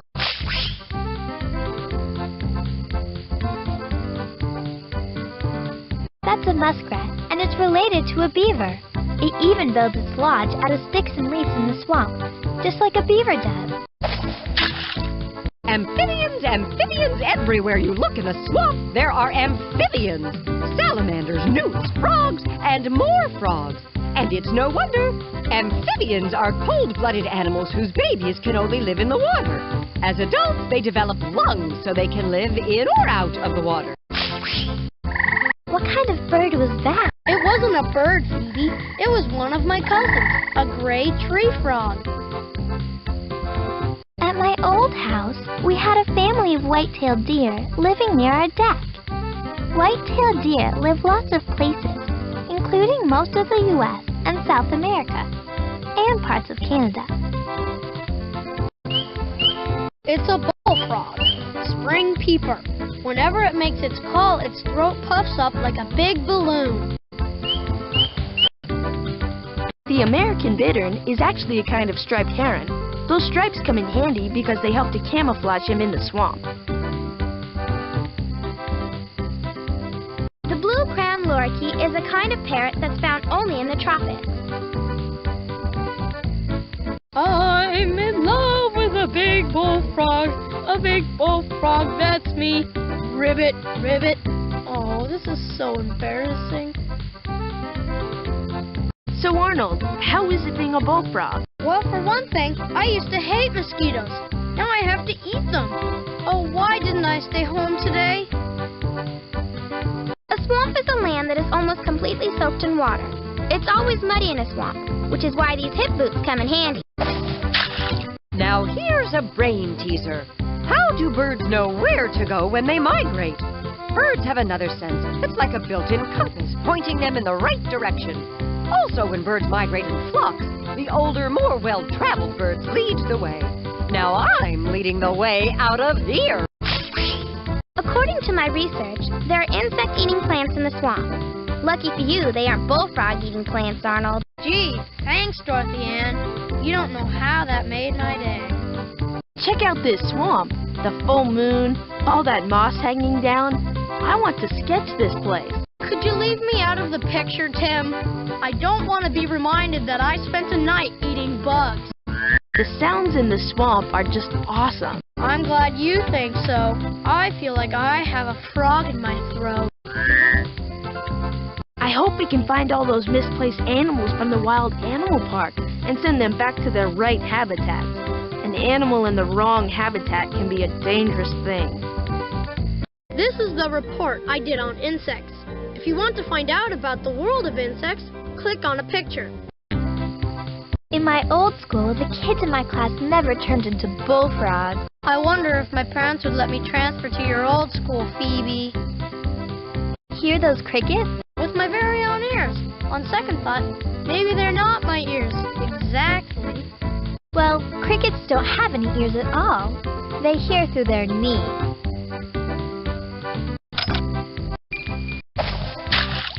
Excellent observation.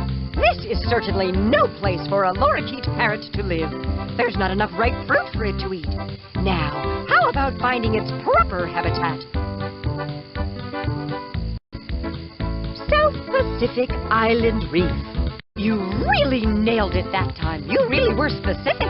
This bird will soon be on its way to an island in the South Pacific. Ready to receive?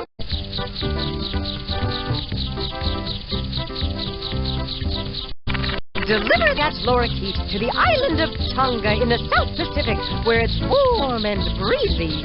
Thanks, Ellen. Outstanding! Only one more animal to locate and send home. Wahoo! You're a bodacious animal detector.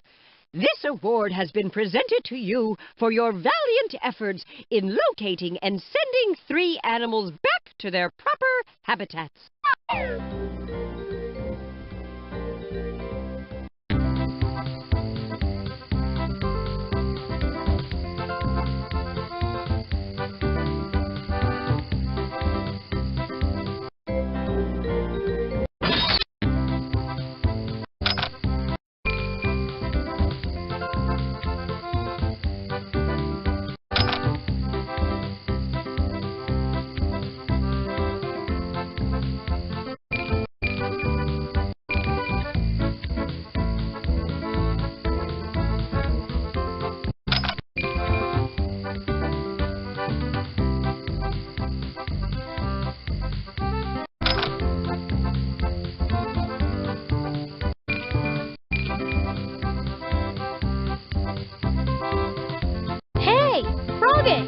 I wonder if they're going to hatch. Whoa, it's a tadpole. Wow, that's amazing.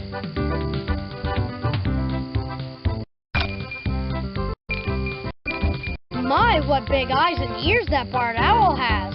The better to see and hear with at night when it hunts for mice, snakes, and frogs.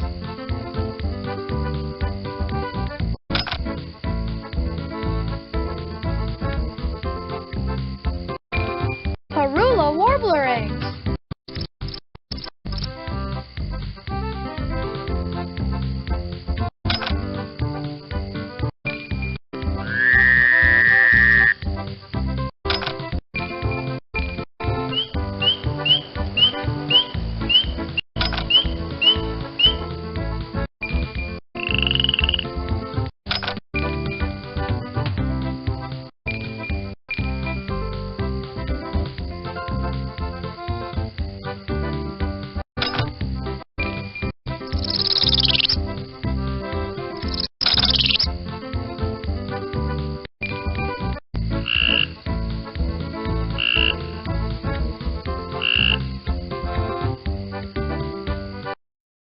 Bonjour!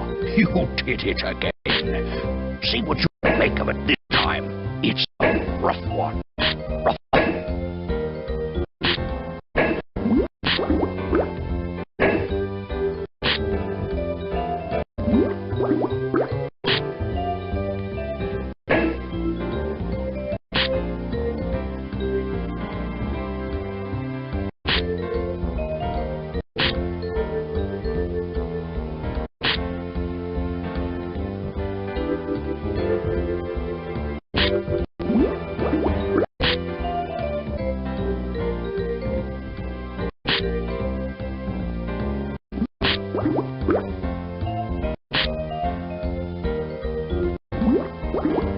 Bones about it. That's a turtle. You get the Sherlock Bones tail wag of approval. Case closed.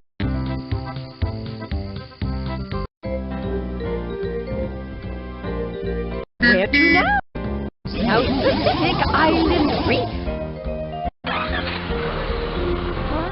I can already feel the sea breezes and smell the salt in the air. The island of the South Pacific. That blue-crowned lorikeet looks right at home. Helen Copter had to fly that little bird almost 8,000 miles from the swamp to this island. Where shall we go? North American swamp. Aren't there lots of mosquitoes in the North American swamp? Of course, Arnold. The frogs need something to eat, you know. So do the mosquitoes. And I have a feeling I'm about to be dinner. Back once more in the wetlands of the...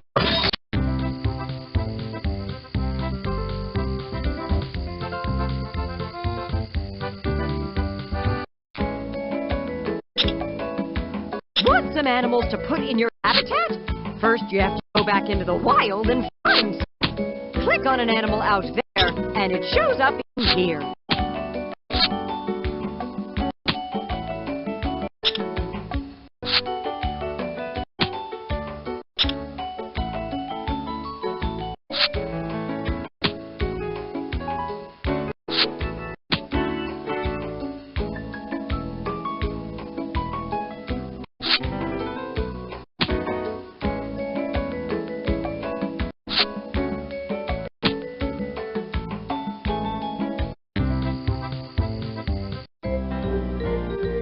A habitat.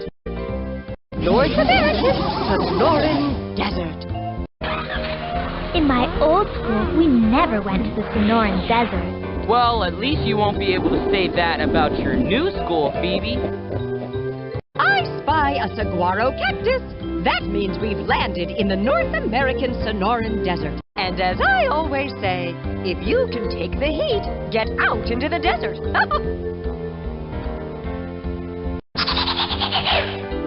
Factorama fabulosa, coming right up.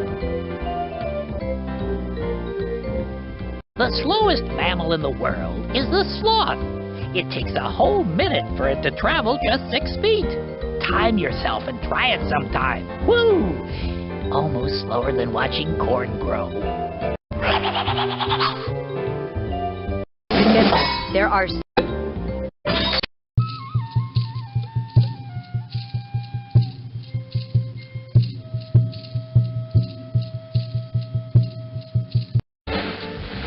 Welcome to the #1 game show in the animal kingdom. It's Scat Soundtrack, and I'm your host, Scat Stevens. Before we get started, let's sign in. Will you be playing a 1-player game or a 2-player game? 1 player it is. Okay, here's the scoop. We have 3 categories: scat, sounds, and tracks. Pick and click on one of the question cards under a category and see if you can answer it correctly. Get it right, and you rack up the number of points on the card. Get it wrong, and well, just keep trying till you've cleared the board and racked up as many points as you can.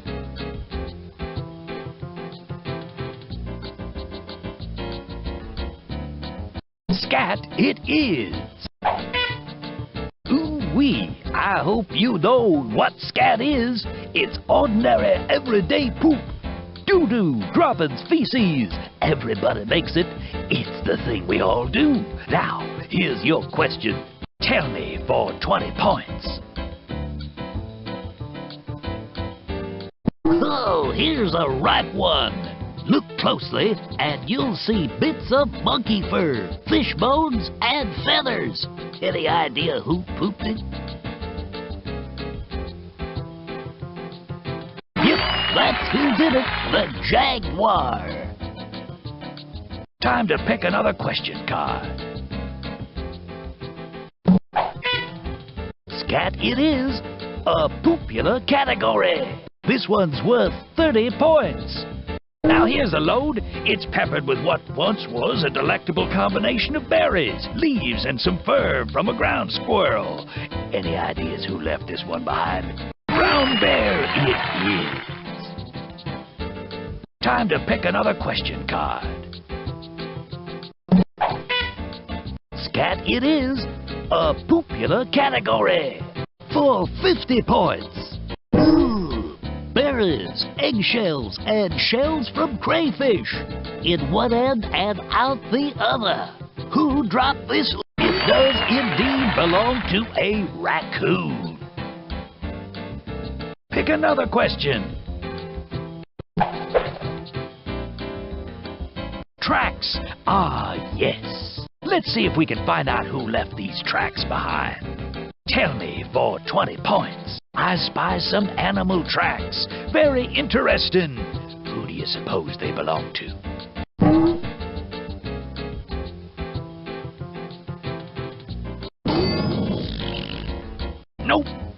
Incorrecto. Now it's on to another question.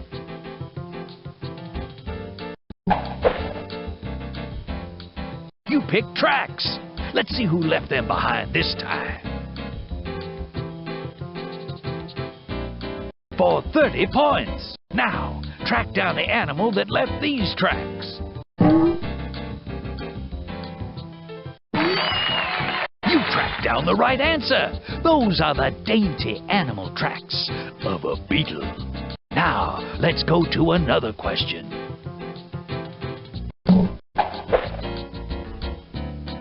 Tracks. Let's go. Tell me for 50 points. Which one of these animals left these tracks behind?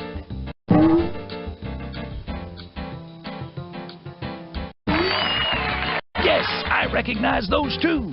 They belong to my second cousin, the jaguar. Now, let's go to another question.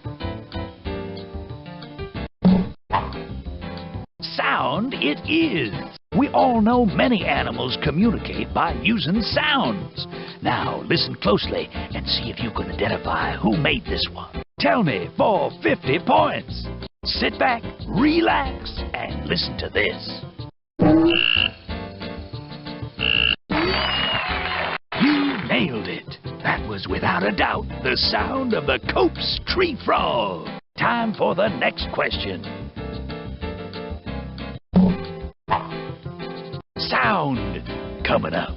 Tell me for 20 points. Take a listen and tell me whose call this is.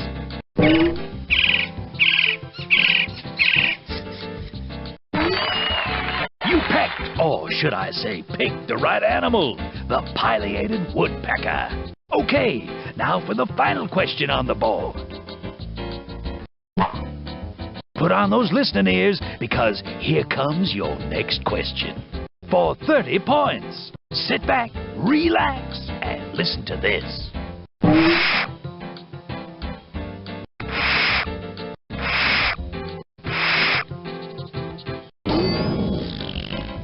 Sorry, not right.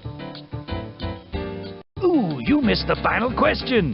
That brings us to the end of our game. Liz, show our contestant how many points got racked up.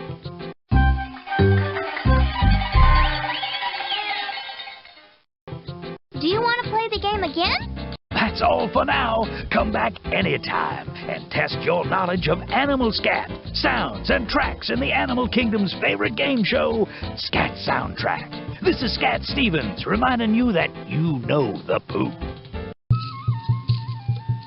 Is it just me, or is anyone else rattled by rattlesnakes? It's not just you, Ralphie. Rattlesnakes are venomous snakes, and if they sink their fangs into you, it could kill you. Oh, great. Do I feel better? I don't think so. Wanda here, reporting on the Coatamundi, sometimes called the desert raccoon.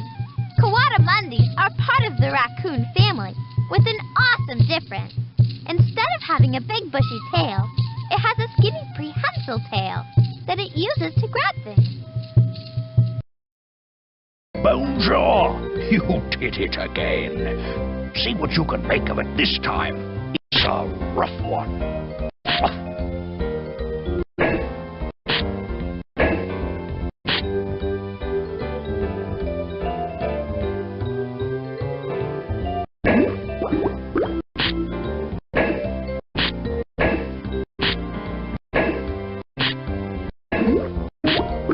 No need to pick a bone with you.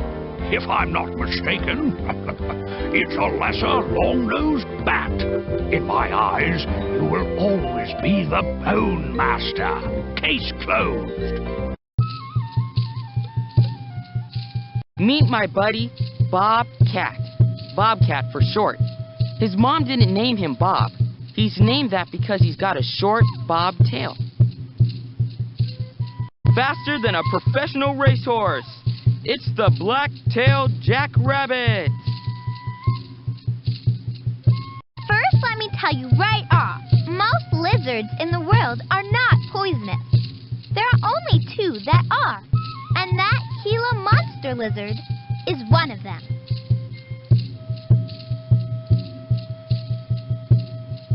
The lesser long-nosed bat. In baseball, I've used a long-necked bat, but never one with wings who's got a nose like that. Besides, my bat isn't endangered, and this one is. According to Miss Frizzle, a desert is a desert because it doesn't get very much rain. Less than 10 inches in a whole year. Does it ever get any root beer? The peccary is a wild pig who can live anywhere from the desert to the rainforest. As long as it's warm, it's a peccary place. According to my research, the kangaroo rat never ever drinks water. It gets all the water it needs from eating dry seeds. For humans, surviving in a desert means bringing along a canteen. But the animals who live here have adapted to the hot, dry weather. How? They don't need to drink much water, and most of them beat the heat by sleeping underground or in cactuses during the day and coming out to eat at night. Sounds like a plan to me. Can you believe it, Ralphie? The spadefoot toad spends 10 months out of the year hibernating underground. Whoa, and I thought I slept a lot. If kangaroo rats are thirsty, they will sometimes eat their own scat. What's scat? It's poop, Ralphie. That is disgusting. Alligators are giant reptiles that spend a lot of time lying along riverbanks in the sun so they can keep themselves warm. Fortunately for their prey, they can't move very fast when they're on the land.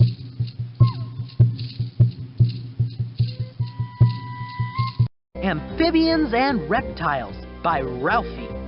Click on a picture if you want to find out about slimy and scaly creatures.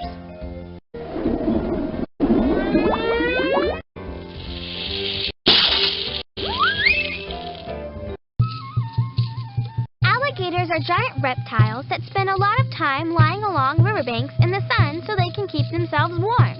Fortunately for their prey, they can't move very fast when they're on the land.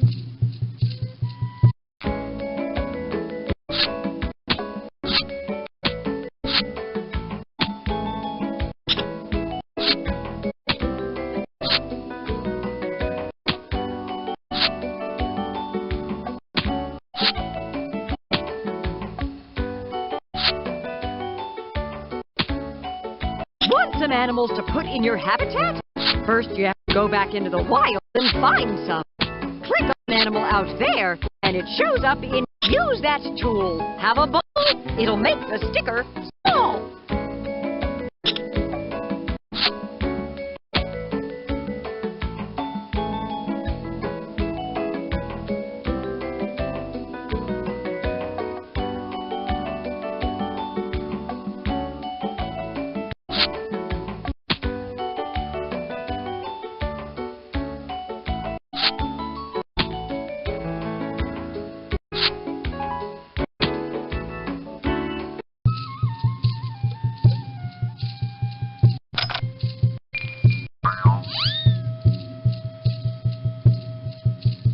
On the nose, or should I say, on the snout.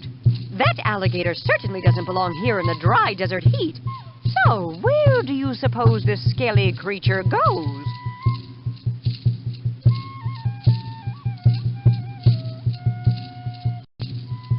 North American swamp. Bingo! Yes, you got it. That's the home of the alligator. Send him back where he belongs, and you can always see him later. Helen, come in.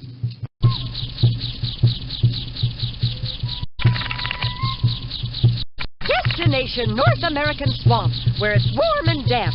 See you later, alligator.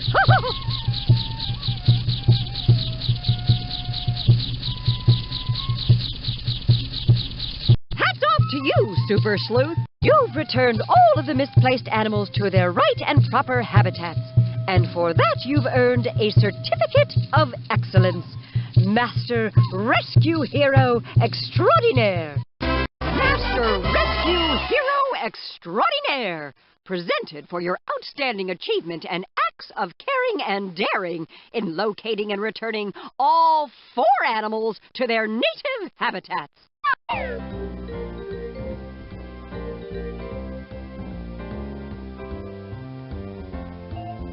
All 4 of the animals are present and accounted for. But if you'd like, you can start the game all over and look for 4 more animals. What do you say? Don't let that stop your exploration and investigation. There's still a world of animals out there.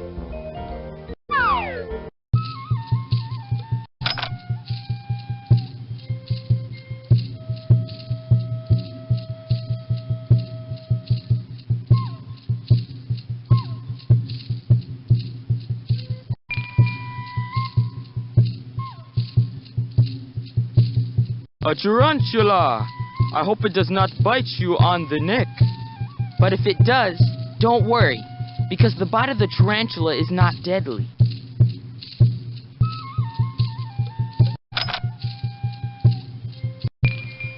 P.U. That piñacate beetle should be called a stink bomb beetle. That smelly spray keeps predators away, and who can blame them?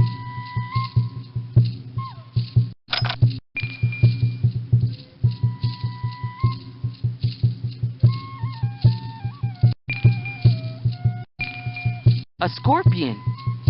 Its sting can sometimes be deadly, and I don't know about you, but that sure bugs me.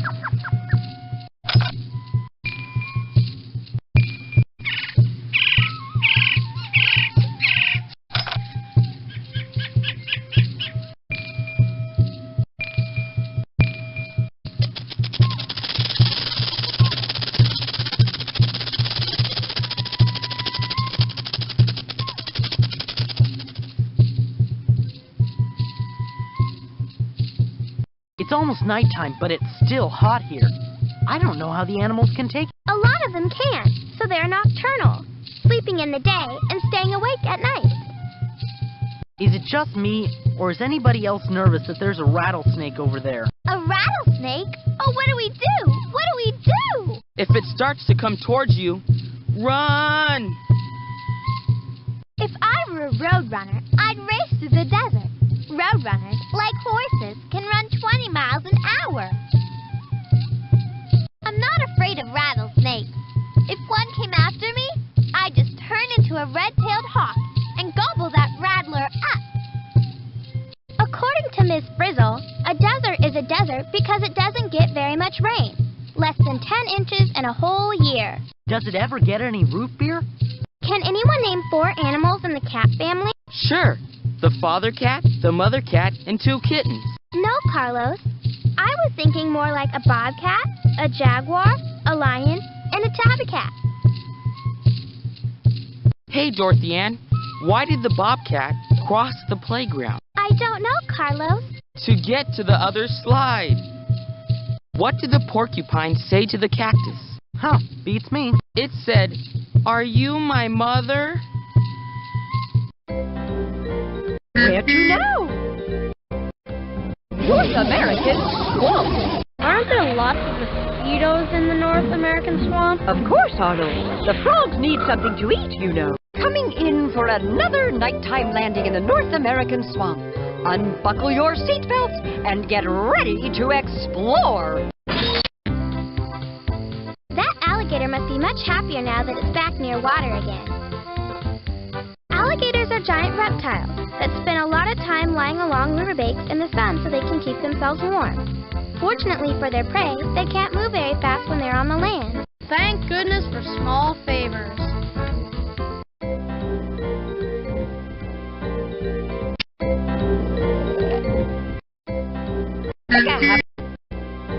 Our school. School, sweet school!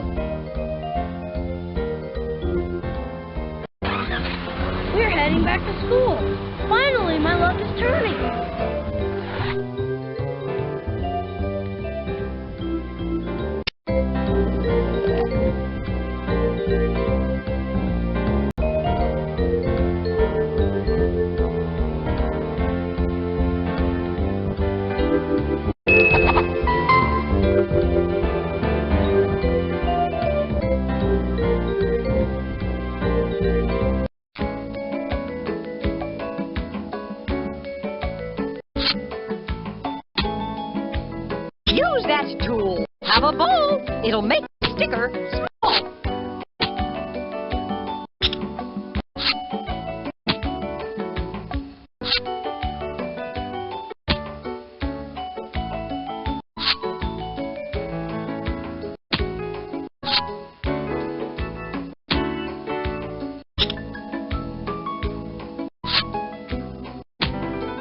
Let me tell you so you're in the know. Use that tool to make the stickers grow.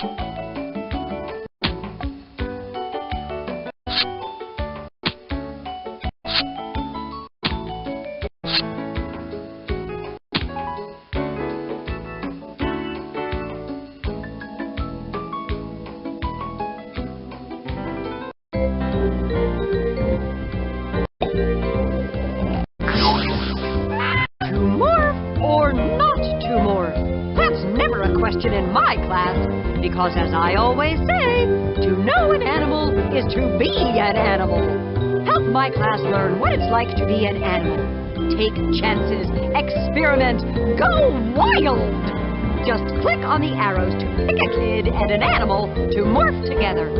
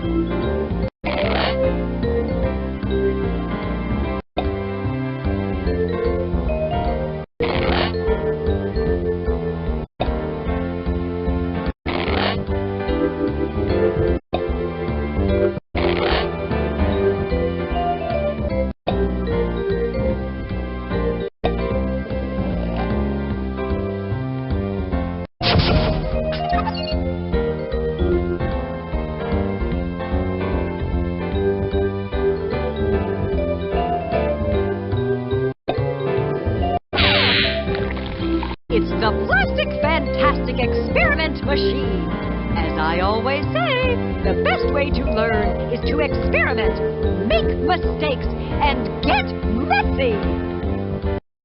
This Adaptomatic machine lets you see how different animals have adapted so they can survive under different conditions. To see how cousins of your friends, the cat, dog, rat, and parakeet, have changed to suit their environments, click on one of the animals at the top and drag it into the chute. Want to try a different environment? Click on a picture at the bottom of the screen and you can hop from the forest to the desert even faster than our bus. What does a cat need to survive in the forest? This jaguar spots come in handy to camouflage her so she's rarely seen by other animals. It helps her blend into the forest and allows her to stalk and catch prey without being seen. Bowser or Spot might have a tough time surviving in the forest, but the gray fox has developed a talent for climbing trees. It's a skill that helps her find food and escape from predators. Voila! It's a white-footed mouse. She builds her nests in holes, which give her shelter from the weather and the many predators that live in the forest. In the forest, we have a bird of a different feather, the sharp-shinned hawk. She has a special long rudder tail that lets her fly quickly through the thick trees. Add to that her amazing eyesight and sharp hearing, which help her to catch the prey she needs to survive.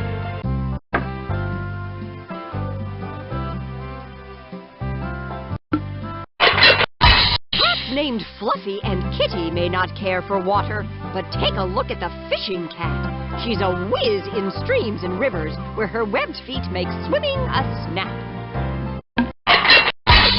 The only dogs that have adapted to water are pet dogs that have been bred for hunting, like water spaniels and golden retrievers. Alakazam! It's a muskrat! With all this water to swim in, survival is easier for this cousin of the rat. The muskrat's webbed feet make her a super swimmer, allowing her to escape from predators. With all that water, webbed feet come in handy, and that's just exactly what this loon has. They give her the extra get-up-and-go she needs to paddle through the water.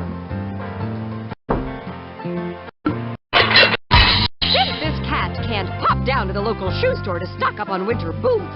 The lynx has feet like built-in snowshoes that let him hunt for prey in the snowy Arctic. If a dog's going to survive in the icy cold Arctic, it needs to have a heated doghouse or a thick enough coat, just like this wolf. I no longer smell a rat. I spy a lemming. His snowy white fur helps him keep hidden from predators in the frozen Arctic. In summer, his coat turns brown, once again allowing him to blend into the tundra. Trixie or Tweety would have a tough time surviving in the Arctic, but not the ptarmigan. It's a hardy bird whose feathers change color with the season, camouflaging him from predators. And with feet like snowshoes, he can make quick tracks over the snow. When you live in the desert, you have to fit in, or blend in like this bobcat. Her tawny coat helps to camouflage her so she can catch the prey she needs to survive. A dog in the desert? That would be the coyote. Its light-colored coat helps it keep cool and allows it to blend into its desert habitat, protecting it from danger and helping it to hunt. Pet rats need water. Put them in the desert and they'd be thirsty. But not this kangaroo rat. He can live in the dry desert because he doesn't need to drink water. He gets all the moisture he needs from the food he eats.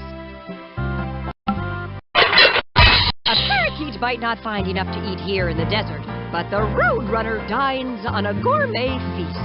He lives on a diet of delectable lizards, and his speedy running skills help him catch all he needs to survive.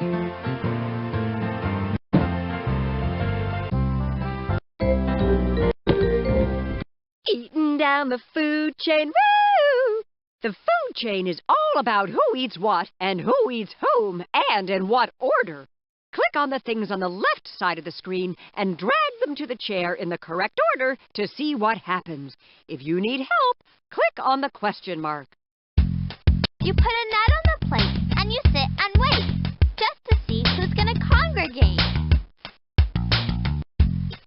Then a mouse sits down and he goes to town, munching on that nut till it's downward bound.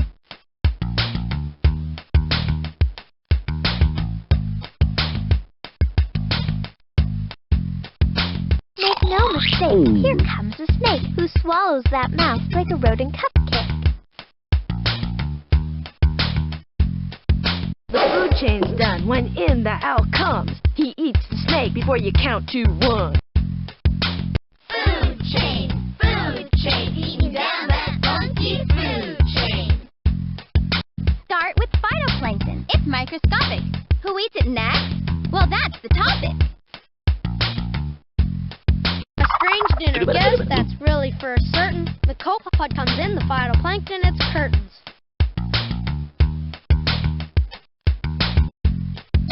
Here comes the fish with its eye on the dish, and in one gulp, those copepods are pulp. A penguin waddles in, it's dressed to kill, devours the fish till he has his fill. Time to polish off the penguin. It's a Weddell seal at the very tip top of this funky food chain deal. Food chain, eating down that funky food chain. According to my research, that's algae so green. It's really very slimy, if you know what I mean.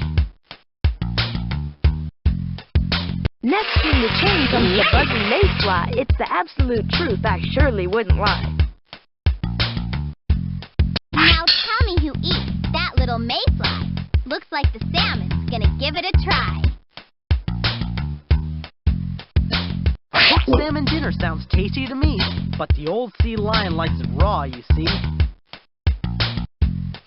At the peak of the chain, I'll tell a tale. At the top of this heap is the orca whale. Food chain, eating down that funky food chain. Start with some grass. It looks so delicious. Who do you think will find it nutritious? The caterpillar, yes, you got it right. Watch as that grass goes out of sight. Then swooping on down is a feathered blue jay. Scarfing down the caterpillar is a bug buffet. A fox comes in, chows down the blue jay. Bet the bird wished it stayed home today. Food chain, eating down that funky food chain. Start with an avocado, it looks so yummy. Who do you think wants to put it in its tummy? Next in the food chain comes the toucan. Just call it one big avocado fan.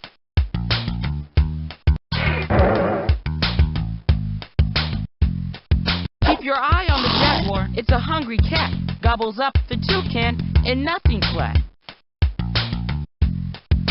Highest on the chain, meet the anaconda snake. Hard to believe it doesn't get a bellyache.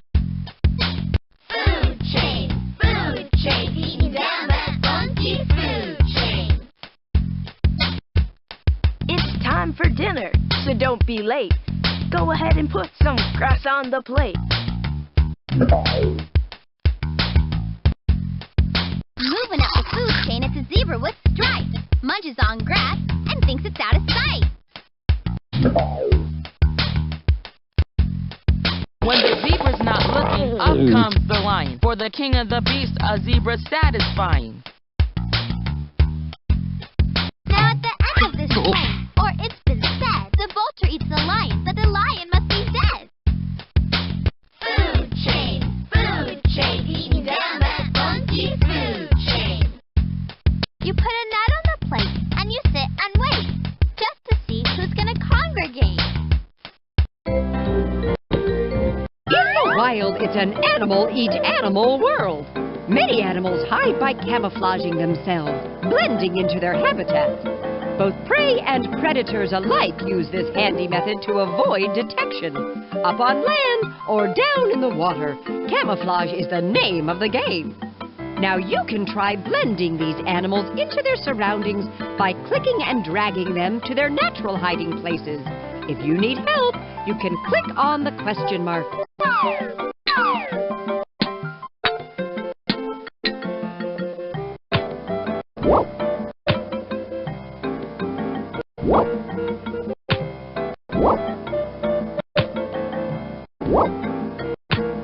That's not the best place for that animal to hide. Try finding a place where it can really blend.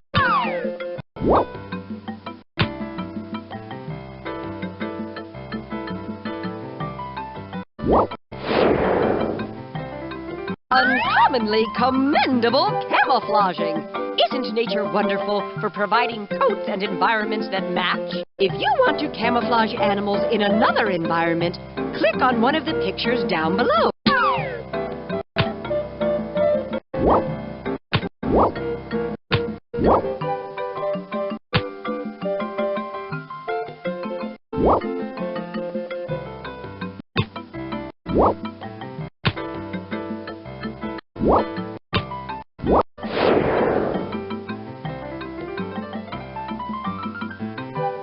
You did it! All of the animals blend into their surroundings. If you want to camouflage animals...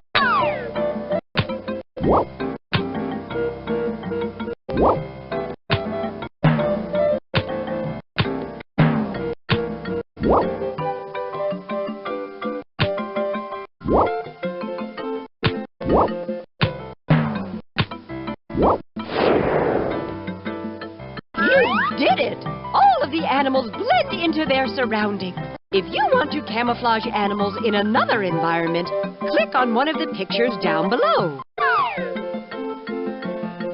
Ever want to conduct an animal chorus? Well, here's your chance. You can choose from any of the 5 animal families shown at the bottom of the screen. Then click on any of the related animals that will appear on the screen to see and hear it do its thing. You can click on the different animals to hear their sounds at the same time. It's a real chorus of critters. It looks like frogs 4, princes 0. Click on the chorus frog, bullfrog, gray tree frog, or spring peeper to really get this place hopping.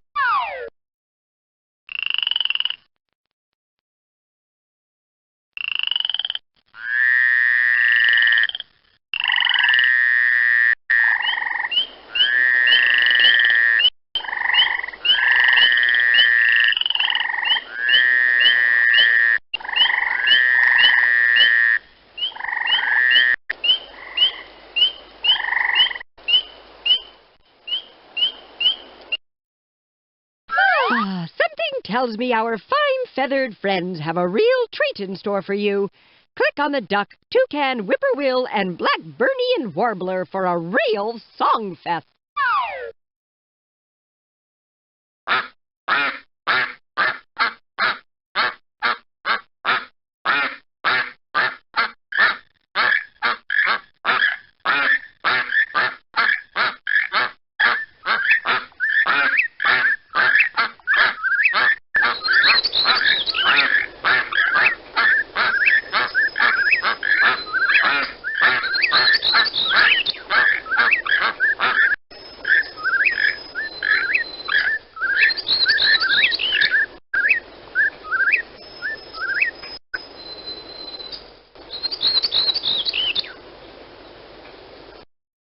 These animals all have hooves, which means they belong to the ungulate family.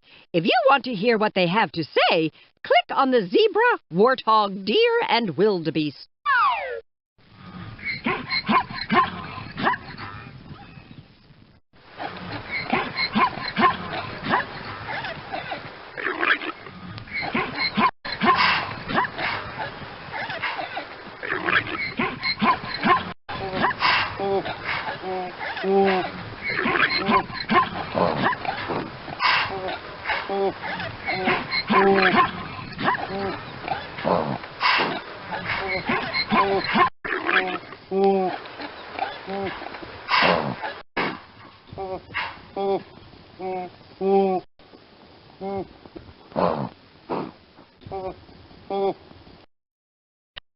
Let's listen to these members of the dog family.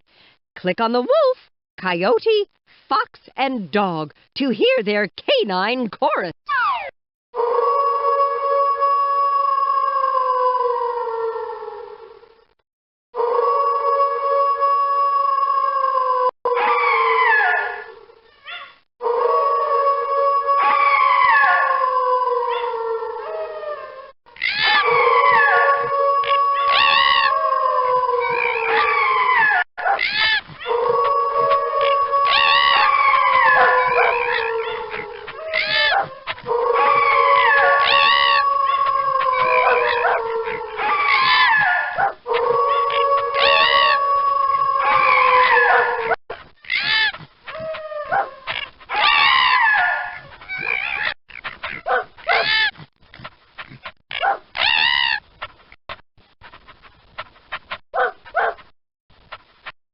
You could say these critters are the cat's meow. Click on the lion, bobcat, jaguar, and leopard to have a roaring good time.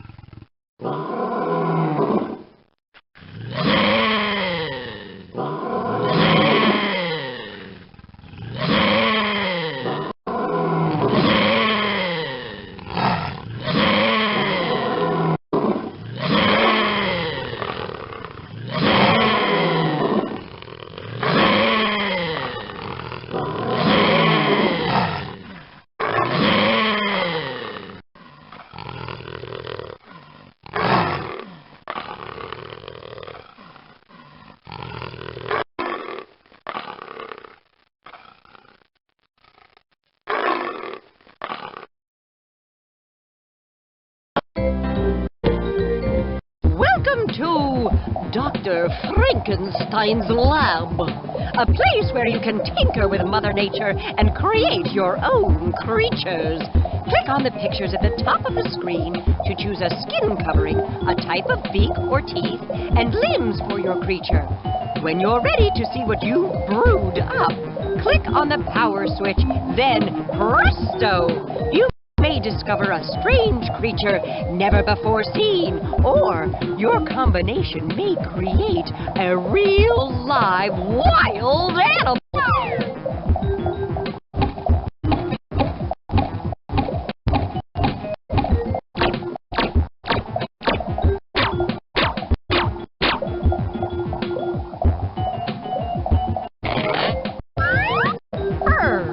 Slicing teeth for meat and webbed feet. It's a real-life river otter.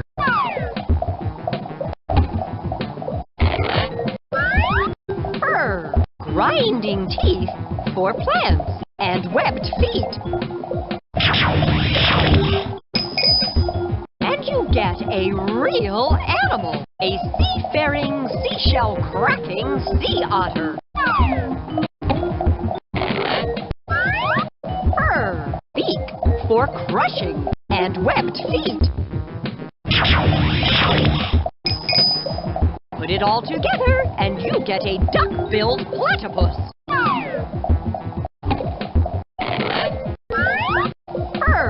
Beak for ripping and webbed feet. Check out the features on that creature. It may not exist in the wild, but it's looking like a wild thing to me.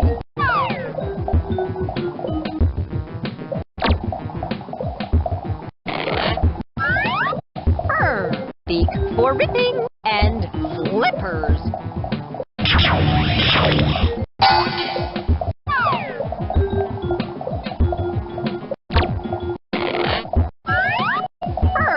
Beak for ripping and fins.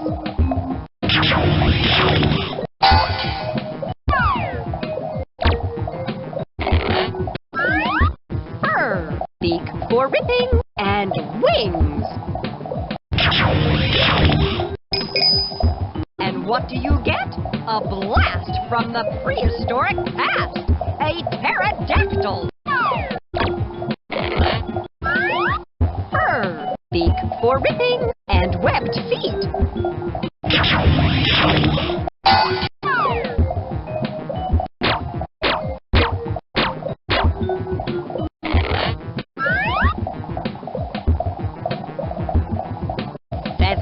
beak for ripping, and webbed feet.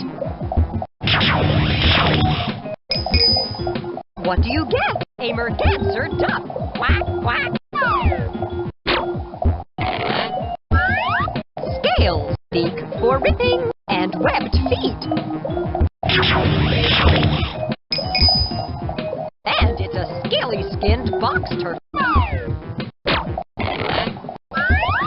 Slimy skin, beak for ripping, and webbed feet.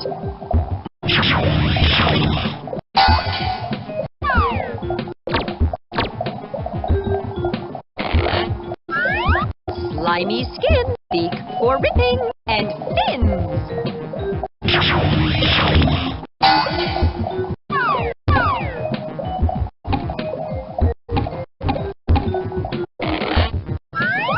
Slimy skin, slicing teeth for meat, and fins. And what do you get? A fast-swimming lamprey.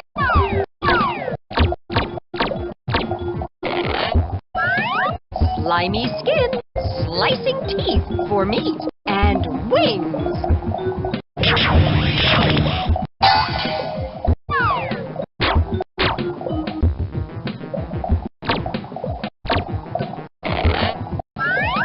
Feathers, slicing teeth for meat, and flippers.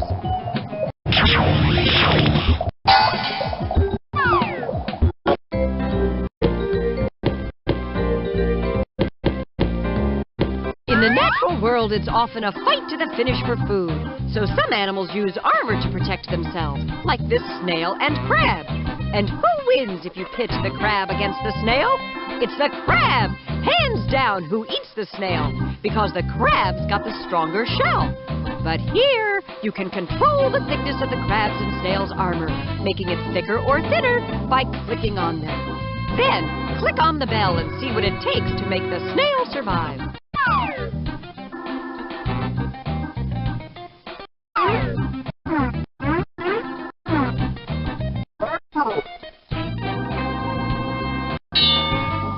In one corner, we have the crab wearing a light claw, and in the other is the snail with a thin shell.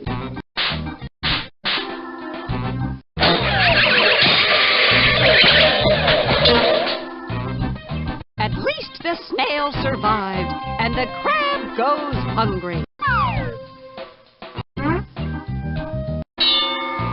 In one corner we have the crab with a light claw, and in the other is the snail with a medium shell.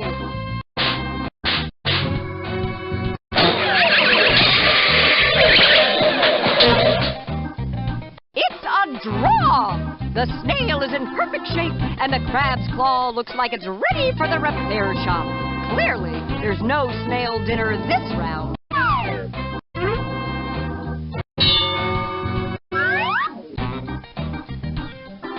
Now we have the crab with a light claw pitted against the snail wearing a thick shell.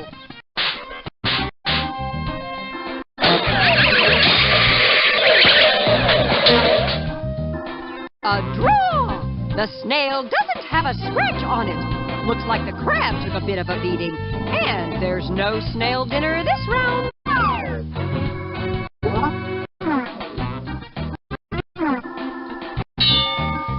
In one corner, we have the crab wearing a medium claw. And in the other is the snail wearing a thin shell.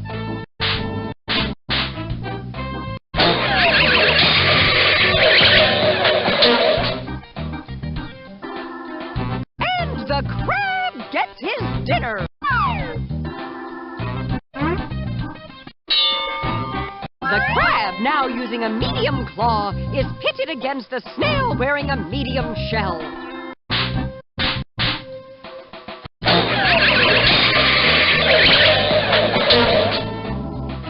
Though it's a little worse for wear, the snail survived. No snail dinner for the crab this round.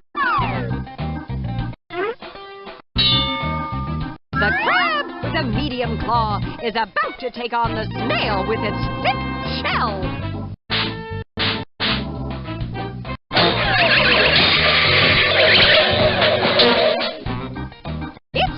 claw.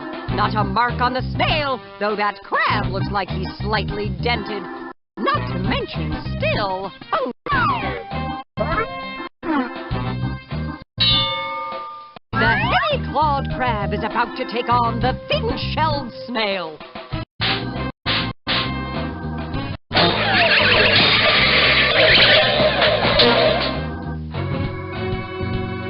No match! The crab's the winner! He got his dinner!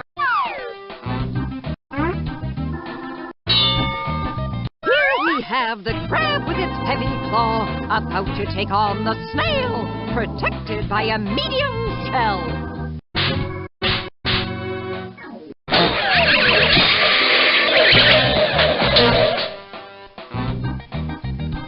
Chalk up one snail snap. It looks like that medium shell wasn't protection enough for that snail.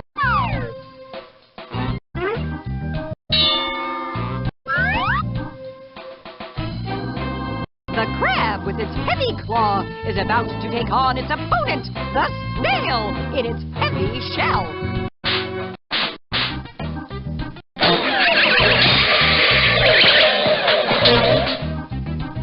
Only slightly dented, the snail survived. So it's no snail snack this round for the crab.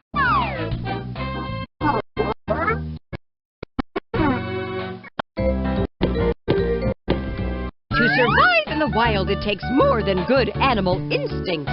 It also takes teeth and feet. To see what I mean, click on either teeth or feet at the top of your screen. Charge ho! Hard hooves like this rhino has are built to last and meant for speedy running on hard ground.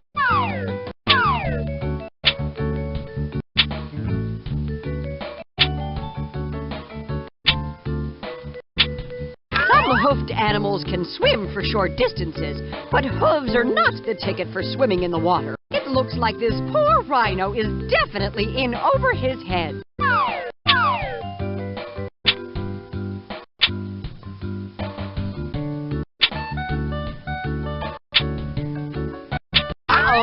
As far as this hoofed animal is concerned, living in the trees is for the birds. Charge ho! Hard hooves like this rhino has are built to last and meant for speedy running on hard ground. Life isn't ducky on hard ground for a web-footed friend like this duck. And if you ask me, she looks like a duck out of water. That poor duck is headed up a tree, but there's no way she can make it. Those flat-webbed feet can't cling to the bark or branches. She's going to be in trouble if she doesn't watch out. Too late! Excellent observation. Webbed feet and water make the perfect combination for paddling through the water. Curved claws aren't the perfect design for charging fast on hard ground.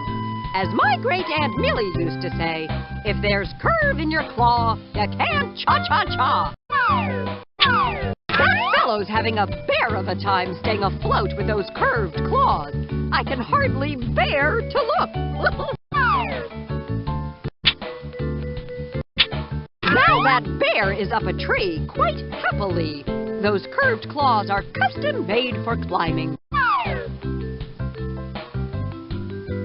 It is. Drag a set of teeth to one of the food cards at the bottom of the screen and watch what happens.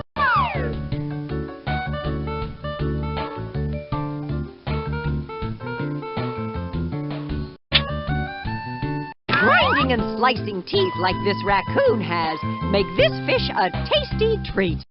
Teeth that let an animal like this raccoon grind and slice open up gourmet opportunities. They let them eat both plants and meat. With teeth that grind and slice, this raccoon has it made.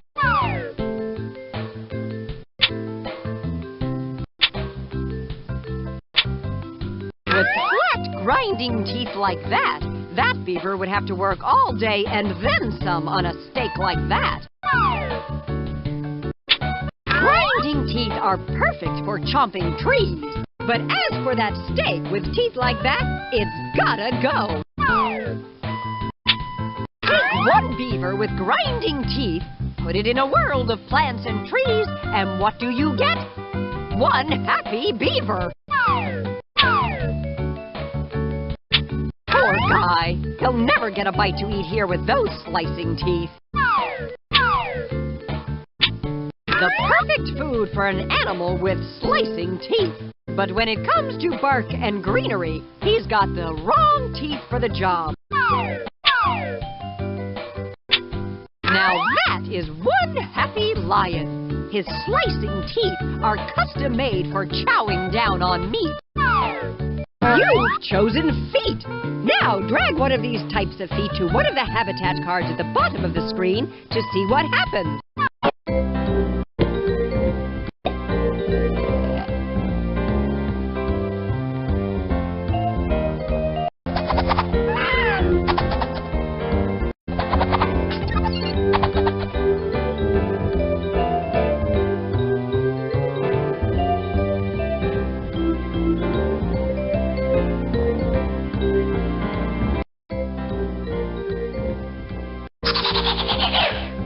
Perk up your ears for this one. After a mother seahorse lays her eggs, she puts them in the father's special pouch. He carries them around until they hatch.